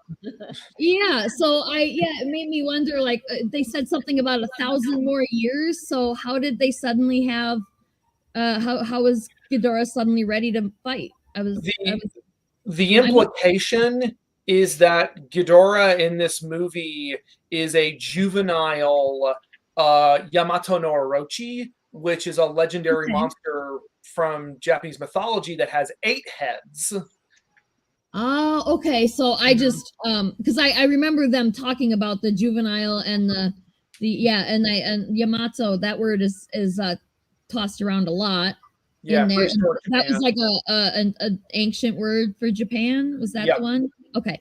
And yeah, I wish I would have gotten a chance to watch it more than once.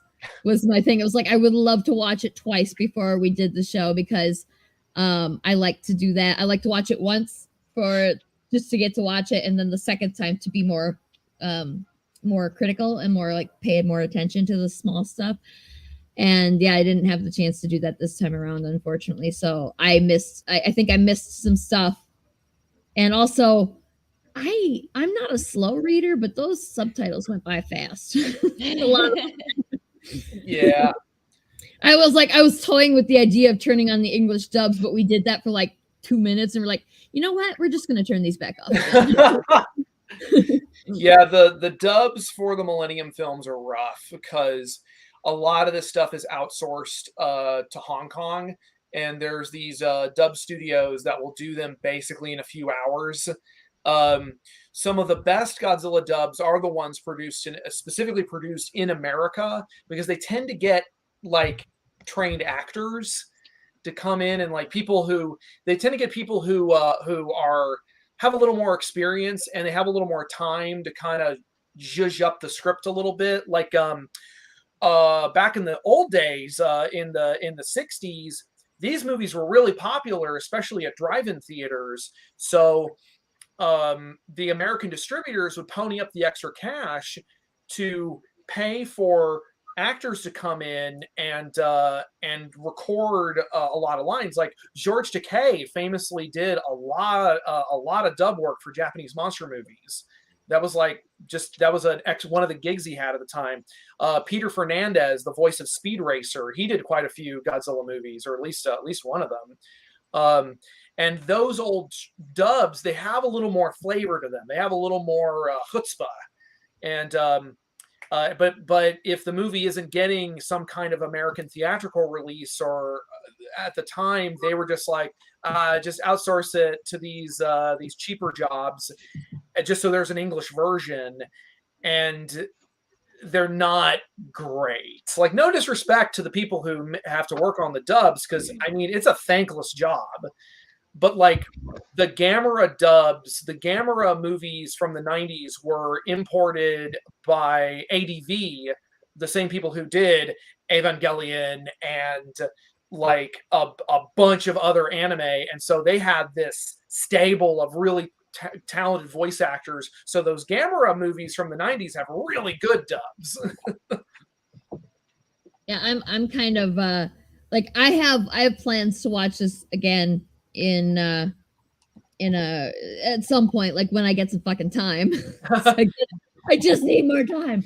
But at one of the time, I want to watch through the whole thing with the English dubs on, but also the subtitles, because within those 2 minutes, I also saw some huge discrepancies between the dubs and the subs, and I was like, okay, you get that. That happens when you have a movie that's done in English and you just turn on the captions. 'Cause, Right. you know, ADHD, auditory processing disorder, comes with it for me. And so I like to have my subtitles on. And yeah, I noticed that a lot. And I was like, okay, at points with this one though, they don't even the English subs, the English dubs aren't even saying anything kind of close to what the subtitles are saying. And I'm like, who the fuck translated this shit? Like, what the no. It's infuriating. It is legitimately infuriating. Like, it's fine to dub something and again to zhuzh it up a little bit, either to make the lip movements match a little better or to punch it up and make it more accessible to an American audience. You know, there's nothing really wrong with that. But sometimes you'll just be wrong. Like later in the film when they're firing the missiles at the drill missiles at Godzilla underwater, and Godzilla sees it coming and he turns Ghidorah's head and like one of them goes into Ghidorah's neck. You know, the characters, you know, Tachibana and his buddy, they're like, oh, damn it. You know, like, you know, they're cursing because they meant to hit Godzilla. In the English dub, they say, great, and yes, like they meant to do that. The fuck? Like, it's extremely sloppy. That's a failure. Wow. Because by that point, it was very obviously not Western in that there was a point at which everybody was on board that Ghidorah and Mothra and Baragon. I did it again. Baragon were clearly like, there was a point at which they didn't know what these other monsters were going to do, but then they're like, by the end of the movie, by that climactic finale fight, they knew Ghidorah was on their side, so they absolutely would not have targeted Ghidorah. They knew Ghidorah, like, they didn't know what Ghidorah was going to do after defeating Godzilla. You know, maybe he would have jumped out of the water and started fucking up Tokyo too. We don't know. But like at the time, they were like, okay, this monster doesn't care about us. It wants to attack Godzilla, so we're gonna let it and we're gonna help it. Yeah. Obviously, Godzilla is the bigger threat right now. So they would never have targeted. They would have never deliberately targeted Ghidorah. So to have that in the dubs is. It's so aggravating. There's a scene that is really deeply frustrating, and I rambled at Caston about this last night. Maybe she remembers. But there's a scene when the soldiers are coming into Tokyo. They're coming into Yokohama to get it ready for battle, and there's a guy speaking Mandarin to the soldiers, and then this girl points at him and says, like, he says, "Good luck, everybody." And that's such a beautiful little moment because Godzilla is here being powered by all these people in World War II in the Pacific conflict that Japan had screwed over. And he's taking revenge on them. And here you have a Chinese guy cheering on the efforts of the Japanese military. Like... It's this beautiful little moment.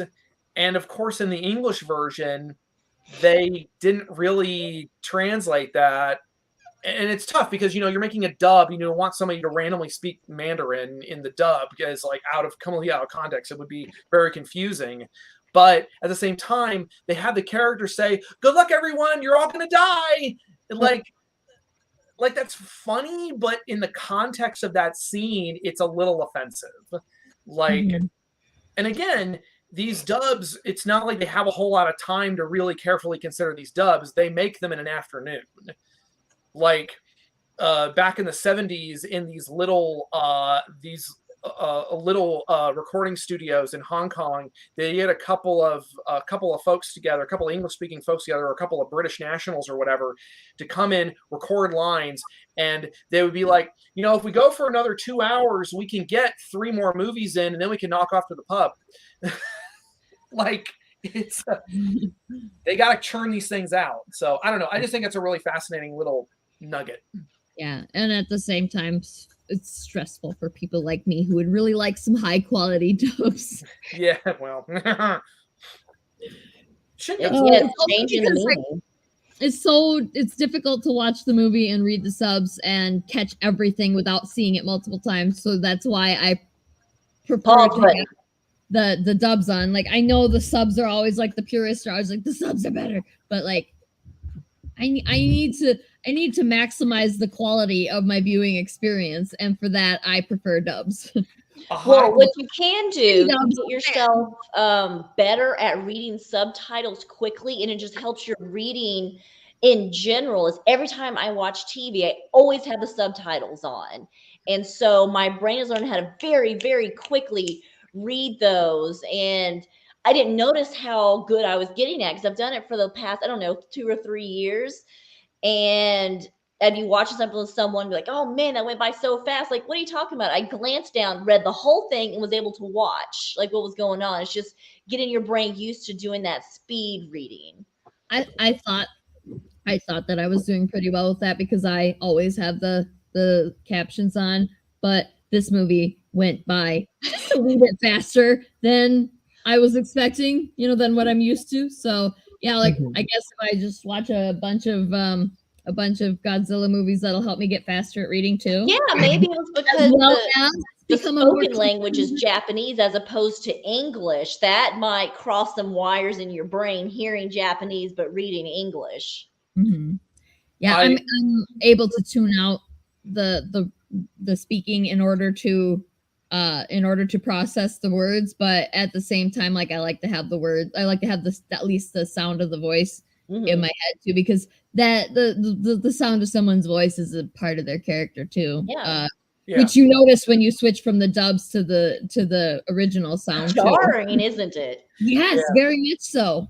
Oh my god, the friend, the love interest guy, the one I think it's him, has his English voice is like really kind of high pitched and almost boyish compared to his actual actor's voice is like very, very deep. Yeah, he's got a deep, very almost baritone voice in certain scenes, and I don't think I've ever watched the dub for GMK just because I love this movie so much, and I know that the Toho dubs from this era are not great. So like I said, we watched all of a couple of minutes of it, and it was terrible. So, like, you did the right thing. You made the right choice. I mean, a really good dub can elevate the material, especially if you're not a native Japanese speaker. I mean, again, I love the dubs. Well, specifically the dub for Gamera Guardian of the Universe, the first of the 90s trilogy. That dub is really fun, and it's got a lot of character to it. And then the last Godzilla movie to have a really highly produced dub. Well, actually, Shin Godzilla's dub is pretty good because it's Funimation, so they got a lot of their regulars to come in and do voices. And then the English dub for Godzilla Singular Point on Netflix is actually pretty good too. I've seen a little of it. Not the I was just curious, so I watched a little of it because Cassie wants to rewatch the whole thing, and I rewatched, but I watched a little of it with the dub, and I was just like, oh, this is actually a really good dub. And that movie, that show is really important to watch dubbed, I think, because the script for Singular Point for that Godzilla anime is it's written by a former theoretical physicist, so it's a lot of reading. Wait. How would you be formal? You would always be that. That's like calling you a former artist someday. You'll always be an artist. I guess what I mean is he's not like he kind of left that career behind to pursue being a writer for anime. Like I guess that's what an interesting shift. Yeah. Yeah. He's a theoretical physicist, and so as a result, though, it means the subtitles are really dense. So if you have reading and comprehension issues or auditory issues or whatever, then the dub is actually really good. Johnny Young Bosch is the main character. He's the voice of Vash the Stampede from Trigun, and he was Adam on Power Rangers. He was the second Black Ranger. But yeah, anyway, I don't have a problem. I like the dubs are there because they do serve a purpose. They do serve a function. I did have a movie recently, a giant robot Japanese live action movie that came out on DVD, and there was a Japanese version and an English version, and there were no subtitles. which Okay. seems like an oversight. Mhm. Huh. Mhm. It seems like that's almost too much, like more work than they needed to put into it. That at that point, like the English dubs on some of these are like, are they don't put enough work into it. But that sounds like they went too much work for not enough payoff. It used to be that putting the work into dubbing a film, especially back in the day, like post-war era, dubbing a film meant that was a lot more expensive, and it meant that you knew you were going to have like a hit on your hands. Because Godzilla, the original Godzilla, I believe, was the first Japanese film released in American theaters to crack $1 million. Like the highest grossing Japanese film to be released in America before that was Rashomon, and I think it made maybe $20,000, something like that. Like, Wow. not very much, and it was subtitled, but they put the work into the American version, the original Godzilla, because they were like, "Oh, we got a hit on our hands. We gotta zhuzh this up for American audiences," and they did a pretty good job, I thought. But anyway, we're not talking about that. Yeah, well, we have like 15-ish minutes. Like I don't know if I said it out loud. I did like a lot 2 hours for myself to do this because I just knew with you guys, Matt? with Matt, specifically You were Matt, like happy. there was going to be a lot to talk about. Like we are but we're like getting into broader theory and stuff, like in the broader universe in general. So I was like, maybe we should take these last few minutes to talk specifically about this movie because we talk plenty about it, but like zero in. So well, what big thing did you want to cover that we haven't hit yet, either Laurie or Sarah? I saw Laurie waving her finger, so yeah. Something that like I just couldn't get over was like they're building miniatures for this. Like we haven't talked about this at all, and we need to talk about this. Like they are building all these miniatures and then destroying them, and like I need to see the special features because like the work put in to like Baragon is walking through the forest and crushing all the trees, and then the buildings and the highways and the cars. Oh my God, and where Baragon just is it Baragon or is it Godzilla just crashes through a fucking mountain? Oh, both of them, I think. I literally squealed. Like I squealed like a little girl when I saw that. It was just so fun for me to watch. and none of it's CGI. Like no.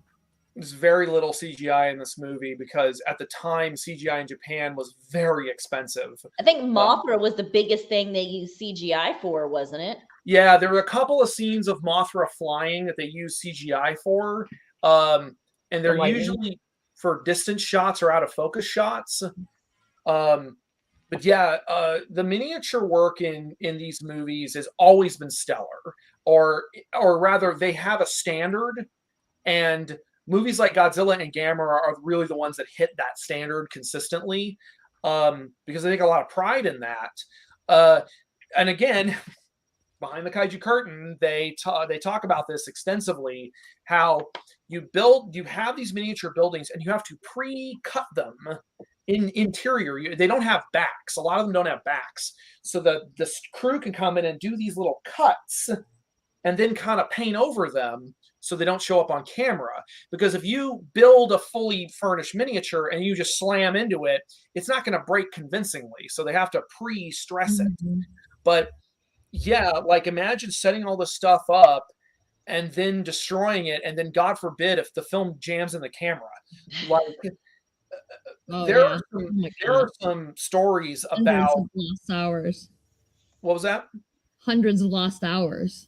There are stories about effect scenes that just don't go right, and they have to rebuild the miniature and then rebuild it again and then rebuild it again because it's just not looking right, or it's just not going the way it should. Laurie's face. It's tough. That's how you know that's probably why American movie making went like we jumped straight into head first into that CGI because it's I probably less time consuming it fix and of course exploited CGI workers, computer Yeah. graphics people. It's not. It's not really that it's more or less time consuming. It is because it's almost reproducing exclusively it. because what's that? Reproducing it exactly the same way to have to, so that they can clip scenes together. Yeah, it's so that it's so they have the maximum amount of control and they can. I mean, I've heard stories of movies like The Hobbit or some of the other films, some of the other big budget movies out there that are basically being edited up to literal hours before the red carpet premiere, because you can do that now. Yeah. Pre-production and post-production are a thing of the past. Well, actually, movies are almost all post-production nowadays. But with stuff like this, it's almost all pre-production. And like there's anecdotes in here about I'm trying to find the scene, the point where he talked about just the sheer volume of how many of these buildings there are. And a lot of them, there are specialty shops, specialty companies in Japan that just have warehouses filled with miniature buildings that productions like this rent out so they can fill in backgrounds of certain cityscapes. But then they have to build specific stuff from scratch. Like a lot of those little cars, some of them are taken from model kits and stuff, and some of them are all handmade. Like, and they have little bikes. They have to make the little bike racks so the little bike goes on. They have to put the little magazines on the little magazine shelves inside the little shops. A lot of this shit will never be on screen. Didn't you tell me before that in the shot where the Godzilla's foot goes through that house, that the foot itself was a model? Like that wasn't the actual Godzilla suit. They'd made a big model of the foot to smash that one house with. Yeah, that house was an especially large miniature. And so the foot they got for Godzilla was probably about half the size of the actual suit itself. Oh, so it's the size of like a small person, or whatever. I can't remember exactly how big the foot was, but it was big. And they've done that a few times where they have these huge props, because the bigger you can make a prop, the more realistic you can get the physics when you play it back at a slower speed. I think they film at a higher rotation and then it plays back. That means it plays back at a lower speed. Yes. I can't remember the math on that, but yeah, they had a separate foot prop just for some of those scenes. Red Star Father says the miniatures are always spectacular. Hell, while I know this isn't a direct product of Toho, even the Godzilla versus Barkley commercial had a great set. And that commercial is great. And also said one of the examples of props not working as they should would be with the Jaws animatronic. That thing was a nightmare. And I've read some of the horror stories about that too. So yeah, it's so much work, and it's just these people are never going to be appreciated as much as they should be. No, you're right. They're not, and they love what they do. They love. Just for example, the fact that I just referred to them as these people, and we don't know their names because, first of all, there's hundreds of them, thousands of them, sometimes on these bigger movies, and also like nobody cares about them. They only care about the actors and the director. Like they don't care about the people that actually make the movie look so good.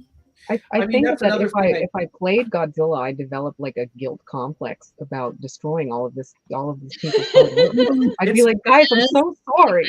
It's like those people that make the cakes look so beautiful and realistic, and then you're like, and you want me to eat this? Are you fucking crazy? Absolutely.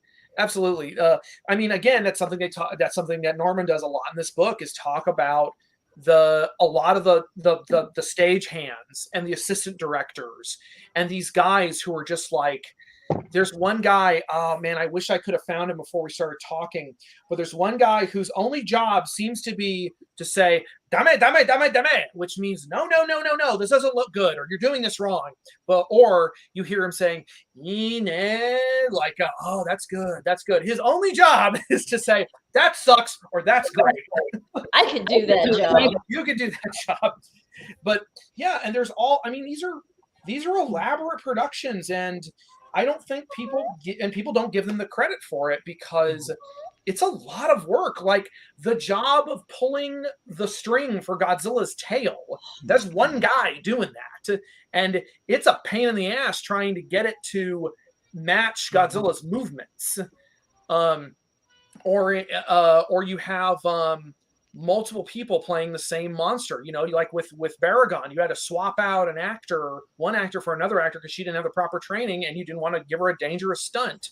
Or there has to be at least 2 actors for the King Ghidorah, since there's 3 heads, and you said they're controlled with arms, so there has to be at least 2 people. No, it's one. It's actually one guy. I with that. Like, how's the middle one? They just have it on strings. They're controlling it through strings from the ceiling, and then they have his arms and the 2 heads doing this. But that's why they built those extendable portions into the neck, so the neck could extend out and grab Godzilla. But there are some monsters that have multiple people in them. There's a monster that this is really important. I do have to talk about this. Hold on. Oh, look, he actually wore pants. Matt is wearing pants. It's confirmed. Pants are confirmed. So this monster is from this Gamera movie, and same director, and the actor who played Godzilla was in this suit, but he was in the back of the suit, upside down and facing backwards. Put it closer to the camera. I want to see it better. His arms and legs. It can make you solo. His arms and legs are actually controlling these parts of the body. I have a better model of Legion, but it's up there. And yes, you have an actor in the front of the suit here, where his feet are here and his arms are here, and then all of this is either radio controlled or it's controlled by strings. And then you have Yoshida-san, if I remember correctly, he's in the back, and again he's laying backwards and he's facing this way, so his arms and legs are controlling the back legs of this giant insect monster. So that's probably a really difficult job. Yeah. Don't eat any refried beans. Wow. Oh man, he farted on my face again. That's gotta be like, that's gotta be a don't fart in the suit thing has to be a rule for all of them. Like, even if you're the only person in that suit, like imagine doing in your own farts. Yeah. I mean, these guys are trained. A lot of these guys in the Godzilla suits and women are in kaiju suits are trained stunt actors, and they're actors, and they are trained, and they don't eat junk food. They drink a lot of tea and eat a lot of rice and a lot of vegetables. And no Taco Bell. No Taco Bell. I did eat at a Japanese Taco Bell finally in like late 2019. Is it the same menu? It had an Osaka exclusive menu, and it was so good, like better than it should have been. Wow. Yeah. I've never eaten at a Taco Bell where I've said anything even kind of similar to that.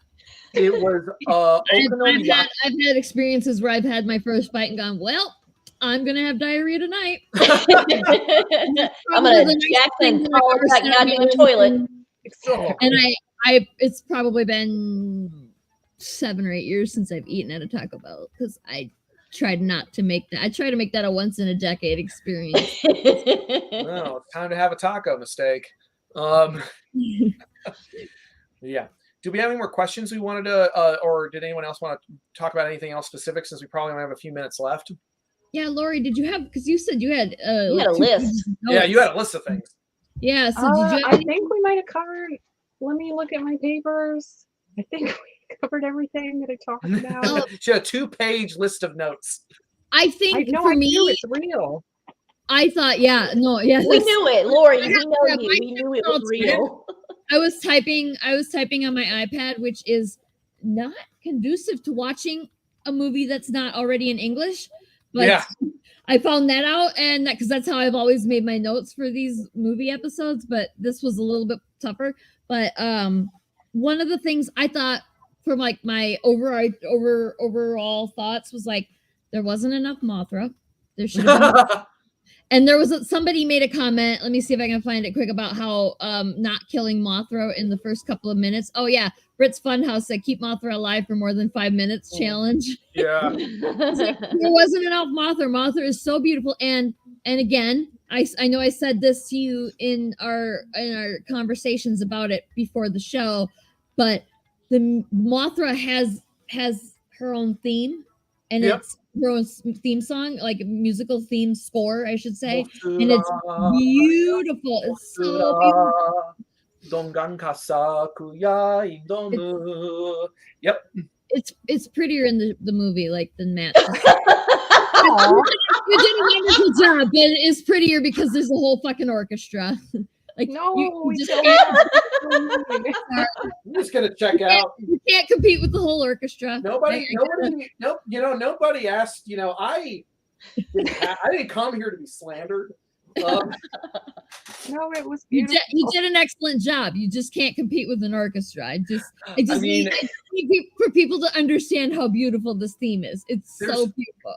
There's so much, and again, like we've only got a couple minutes left. We will probably have to just have a Mothra episode because the original Mothra movie is, I would describe it as a musical fantasy comedy that turns into a monster movie.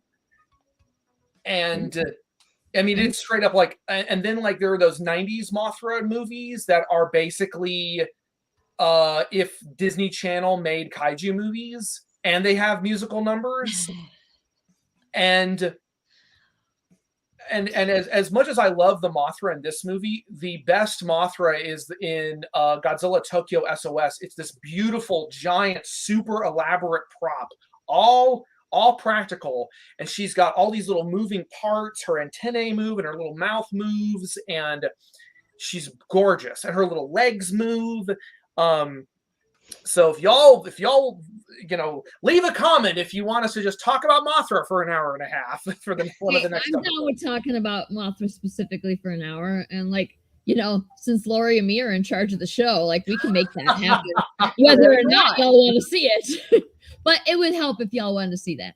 One of the things that I noticed about Mothra was that she has a primarily defensive, she's a shield in the show. In the whole movie, like she's a shield. She does not have a lot of, like she does have that attack where she shoots the spikes out of her butt, but that seems to be her only attack, and her primary function seems to be as a shield for Ghidorah. So I thought, like, I'm not sure how you would make, because Mothra is just essentially a huge moth, no arms, just legs. Like, what else could an attack be? Her scales in other movies. I'll let Matt talk about it. Yeah, that was what I was just saying. I have not seen any of the other shows, other anything of Mothra. I've only heard of Mothra and read about Mothra. I've never seen Mothra until this movie. So I'm sure that other attacks exist. I just was like, that's the only attack, and it's kind of a shitty one because it doesn't do a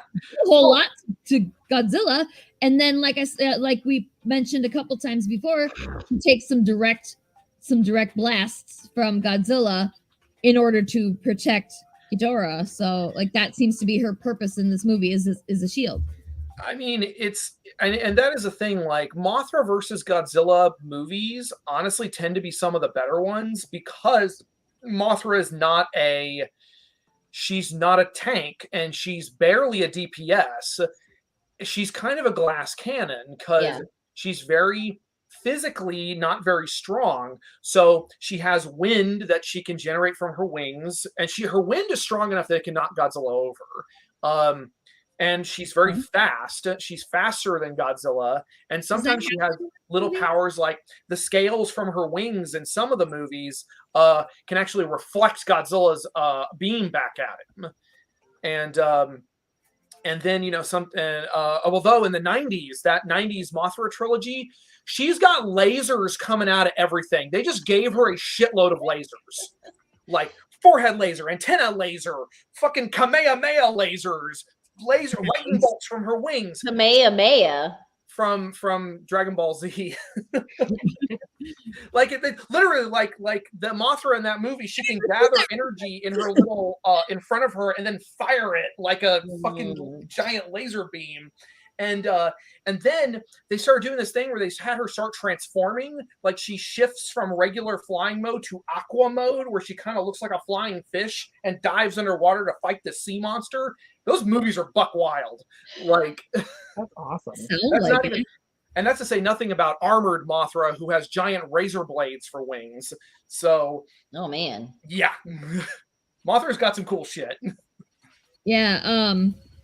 The flap. Mike Dolan in the comments said doesn't Mothra have a wing flap gusts of wind attack? Yeah. And yeah, you mentioned that, and I don't think we see it in this movie, do we? She's too small in this one to really like in a Because lot she of the. still needed that 1,000 years, right? That extra. Well, 1,000 yeah, years. it's an extra 1,000 years and she'll be bigger. In a lot of the other movies, Mothra is actually a little bit bigger than Godzilla. Like her wingspan is actually like larger than he is.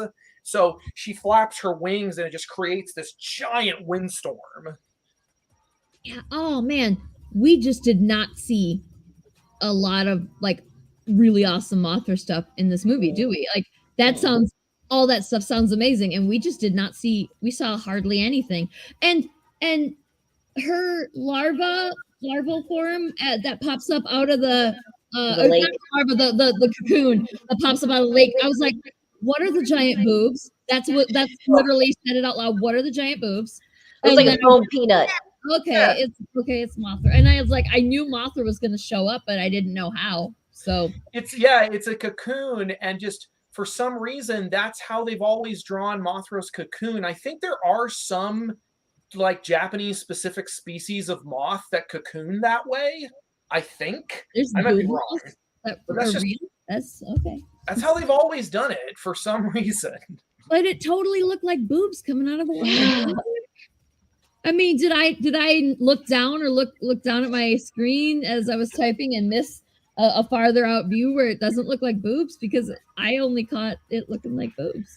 Yeah, well, I don't know what to tell you. That's just the way that's just the way it's always looked. I mean, it didn't detract from Mothra overall for me. I was just like, that's an interesting design choice. That was pretty much all that was for me. It's like that's an interesting design choice. Yeah. Yeah. So, yeah, definitely did not get to see the really good Mothra stuff in this show. Then, like this movie. So it's definitely nowhere near as anemic as Godzilla King of the Monsters, the one with Millie Bobby Brown and the one for 2019, because Mothra is like. There's this whole opening scene with the Mothra larvae that's honestly pretty effective. And then the adult Mothra shows up and she's barely in the final battle and mostly is just fighting Rodan. And then she gets like one cool thing where she stabs Rodan with her stinger and then she gets blown up by Ghidorah.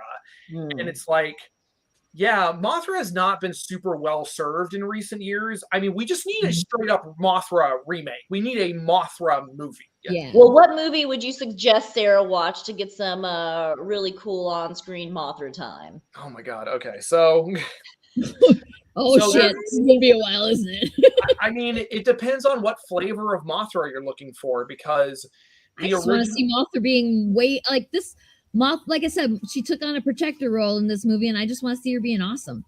A badass Mothra. So the original Mothra movie is sort of a reverse King Kong, because Mothra has these little twins that are her familiars. They're like these little fairies, and they're maybe they're like maybe just under a foot or maybe a couple of inches tall.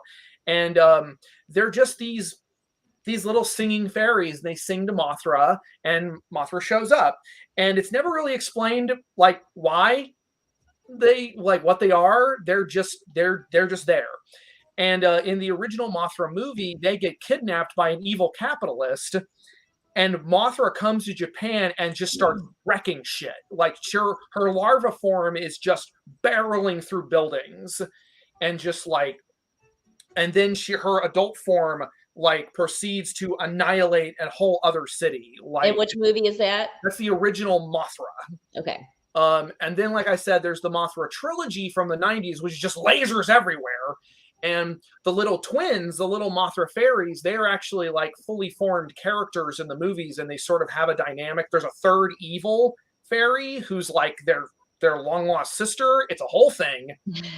And And then in Godzilla Tokyo SOS, that's the one with the really, really beautiful, super elaborate Mothra prop that has a long fight with Godzilla. And she keeps him on his toes for like most of the battle. And most of that movie is one protracted battle. So there's some good Mothra out there. There's some good Mothra content. Hasn't been a lot of good Mothra content in recent years, but I feel like we're due for some. So, well, I definitely am going to put the original Mothra movie on my watch list because that one sounds amazing, and I feel like that sounds like a pretty solid start too. So, oh yeah. So I had one more thought that I wanted to bring up before, but first I wanted to read this. Rad Star Father said, if we're talking about some funky, fresh female kaiju, we at least have to mention Biollante. How do you say Biollante. Okay. The rose monster. Hold on. And then they said, and Red Star Father, like the comment continues, I honestly prefer the tusked alligator plant over Mothra. And there are just so many kaiju I don't know about. Okay, I only know the big ones. So like, yeah, but so this is when Biollante first shows up. You know, giant rose. And then this is her second form. What the fuck? Jesus Christ. And it's more horrifying than the first one. Where's the colorful one? To give you an idea of how she scales to Godzilla. Jesus Christ. Wow. She's real big. Big girl. She could swallow Godzilla whole. Like no She chewing. tries. She definitely tries. Fucking A. That is one of my favorite Godzilla movies because it actually also, and it's from 1989, and it has effects that like rival movies like Aliens. Like there are some scenes where I'm just like, how the fuck do they do that? It looks so good. Like it rivals some American Hollywood practical effects at the same time. Okay. So cool. Yeah, Biollante is like. Yeah, now I'm into that too. I want to see that one too. Yeah, she Biollante represent like she's where it's at, and she hasn't been in a movie since. That's unfortunate. Yeah, it sounds badass. Okay, so yeah, we went over the 2 hours that we allotted by minutes here. I could probably sit here and talk more about it. Probably like that 4 hours that you suggested. But I have shit to do, and I am so about to pass out right now. So yes. I look tired. It up, and we definitely can do some more Matt's Monster Mondays because this was fun, and I think that we had, like, judging by the amount of comments that we had, which I'm sorry I didn't get to read them all, but thank you everybody for engaging because we have a lot of people who come and listen and don't get to comment much. But but it's so fun for us when you do. So, you know, and thanks to all of Matt's regulars that showed up. It's awesome seeing y'all time and time again. Whenever we do these, we appreciate it a lot. And it's great to have you come over to our channel for this too. And you know, if you want to follow our channel and check out some of the non-Matt episodes, you're welcome. You're welcome to do that. We would love it if you did. Oh, the final thought. Did the people, there was a scene, and trigger warning here, guys, animal abuse. Oh, yeah. There's a scene at the beginning where some teenage assholes try to drown a dog in a box, right? They stick him in a box, and they stick that heavy, the guardian stone thing into the box to weigh it down. And they're gonna throw, just because the one girl says she doesn't like the dog, so the boys are like, we're gonna kill the dog then, and like in the most horrible way possible. So like I know that there's no way that was not intentional. Like they made those kids as shitty as possible. Oh, yeah. Well, and then is it Mothra's larva? It's like get the fuck out of my spot here. This is my space, and you guys are fucking it up with your shittiness, with your bad juju. Yeah, and they did everything possible, everything bad possible. Like they were doing a horrible animal abuse thing. They disturbed. They were looting the store. Mm-hmm. Yeah, they were just being the worst possible people. So like you see them get attacked and shit, and then the next morning we see the newscast. And they're carrying the still alive dog in the boat. They have rescued the still alive dog. Just giving them pets. And I'm like, and I'm like, yeah, so I don't know if the dog is the only one who survived that encounter. He But was. if Yeah. so, good. That's what I was gonna say. If so, I hope so, and good. Like, what the fuck are you doing trying to kill a dog just because he was barking? Mhm. Like, I get annoyed by barking dogs too, but I don't want to kill them for it. Yep. They're dogs. That's what they do. Dogs bark. What do you Yeah, it just you don't kill somebody just because they're being annoying? If that were a thing, I'm sure all of us would already be dead because I'm sure yeah. we annoyed people at some point or Mhm. another. I mean, I annoy people on a pretty fucking daily basis here, so the fuck? It's I don't okay want to kill suck. people just because I'm annoying. Shit, I don't want to die for that. It's okay to suck. I suck every day. Yeah. Everybody's Oh, we get annoying paid for it at least. there. Mm. Yeah, and you don't killing animals that you have like a lot more power over.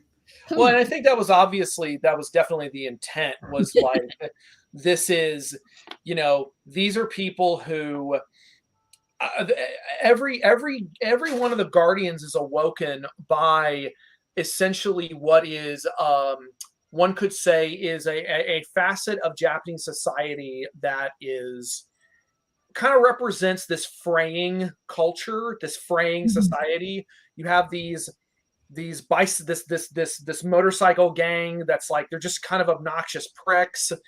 You have these shitty teenagers who are knocking over convenience stores and stuff, and then you have this poor salary man who's like clearly a victim of rampant capitalism, is going to go kill himself in the woods, and he winds up uncovering Ghidorah's spot, although he doesn't die. Yeah, and he falls and he discovers, and then he runs back to the town to tell people about it, right? Yeah. Two notes about that scene. Number one, that is the forest around Mount Fuji where people do go to commit suicide. Yeah, I don't remember how to say the name. Akigahara or something. Yeah. And then the second bit. Jeffrey and I had the comment about like we had a little mini argument that we had to pause for because Jeffrey is unreasonably optimistic about people in general. Mm-hmm. And he was like, he's not. And I was like, I saw him pull his tie off and sling it over the tree branch, and he's pulling it, and I said, dude, that branch is not strong enough to hold you, because you saw it like bouncing, and it was like that branch is not going to do the job. And Jeffrey's like, what? And I was like, he's going to hang himself with his tie. That's what he's doing. That's Jeffrey, doing. You poor sweet baby angel.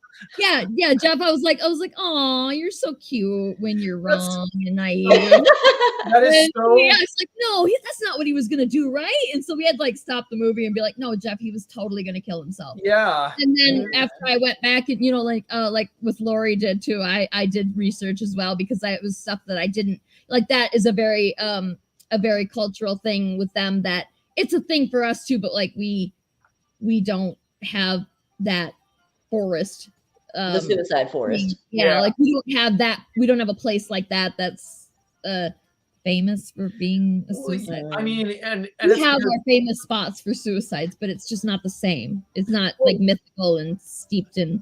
Yeah, it's a very spiritually. The Japanese still are in a lot of ways still culturally tied to their land and tied to their the culture that has grown around their land. I mean, it's thousands of years of unbroken history, and like. But one thing I did want to mention is that actor is I'm kicking myself because Yukijiro Hotaru. He is a really well-known comedic actor. He's played a lot of sex comedies, and he was also in all 3 of those Gamera movies as a recurring character. He's fantastic, and that was his little cameo. He's an amazing comedic actor. There you go. Perfect way to wrap it up, because we're already 20 minutes over the 2-hour mark. Anybody else have any it's like we should have made this a 2-parter. Yeah. Did anybody else have any closing thoughts? I think it's amazing. I think that Godzilla movies are very underrated in American culture, in American movie culture. I if you have not watched a movie yet, I highly recommend this one. If you have not watched a Japanese Godzilla movie yet, I definitely recommend this one, and give it a chance. It's so good. Like, and I know we are so overexposed to our like extravagant graphics that this stuff looks super cheesy and cheap, but just use your imagination, because if you can overlook that, it's such a good movie. And this one is way less hokey than some of the other ones I've seen. Like I can, get into it without being like, oh, that's just so bad. It's obviously a person in a suit. They do a pretty good job on this one. Yeah, no, I definitely love this movie. It's not gonna be one of those DVDs that I watched this one time for this one purpose and then stuff it away and never look at it again. I fully intend to watch this, possibly even again this week. I don't know. I got a lot of shit to do this week, so unfortunately I am this was the worst possible week we could have scheduled this, because I am so fucking busy this week. And I didn't, nothing clicked until it was far too late to do anything about it, and I was just like, oh, whatever, I'll deal with it. I'll deal with it. I've got a very large stash of caffeinated beverages. I'll be all right. I'll survive. So that's my thing. Almost over. Yes, let's. So yeah, I wish we could stay and talk about it for longer. But yeah, I'm sure like Laurie's probably about to die from starvation, and I very much need more caffeine and to finish up the tasks I got to finish for today, and yeah, and you guys probably have a ton of crap to do too. So much. But, well, thank y'all so much for having us. I really love chatting about all this stuff. And thank you, Matt, for taking us like we have our movie path that we do every time we do a movie episode, and Matt's just like, can I drive? And so well. Matt Frank, take the wheel. Yeah, I very much. I'm so glad that we did it this way. That we, that you took us down this different path, because it was so much fun.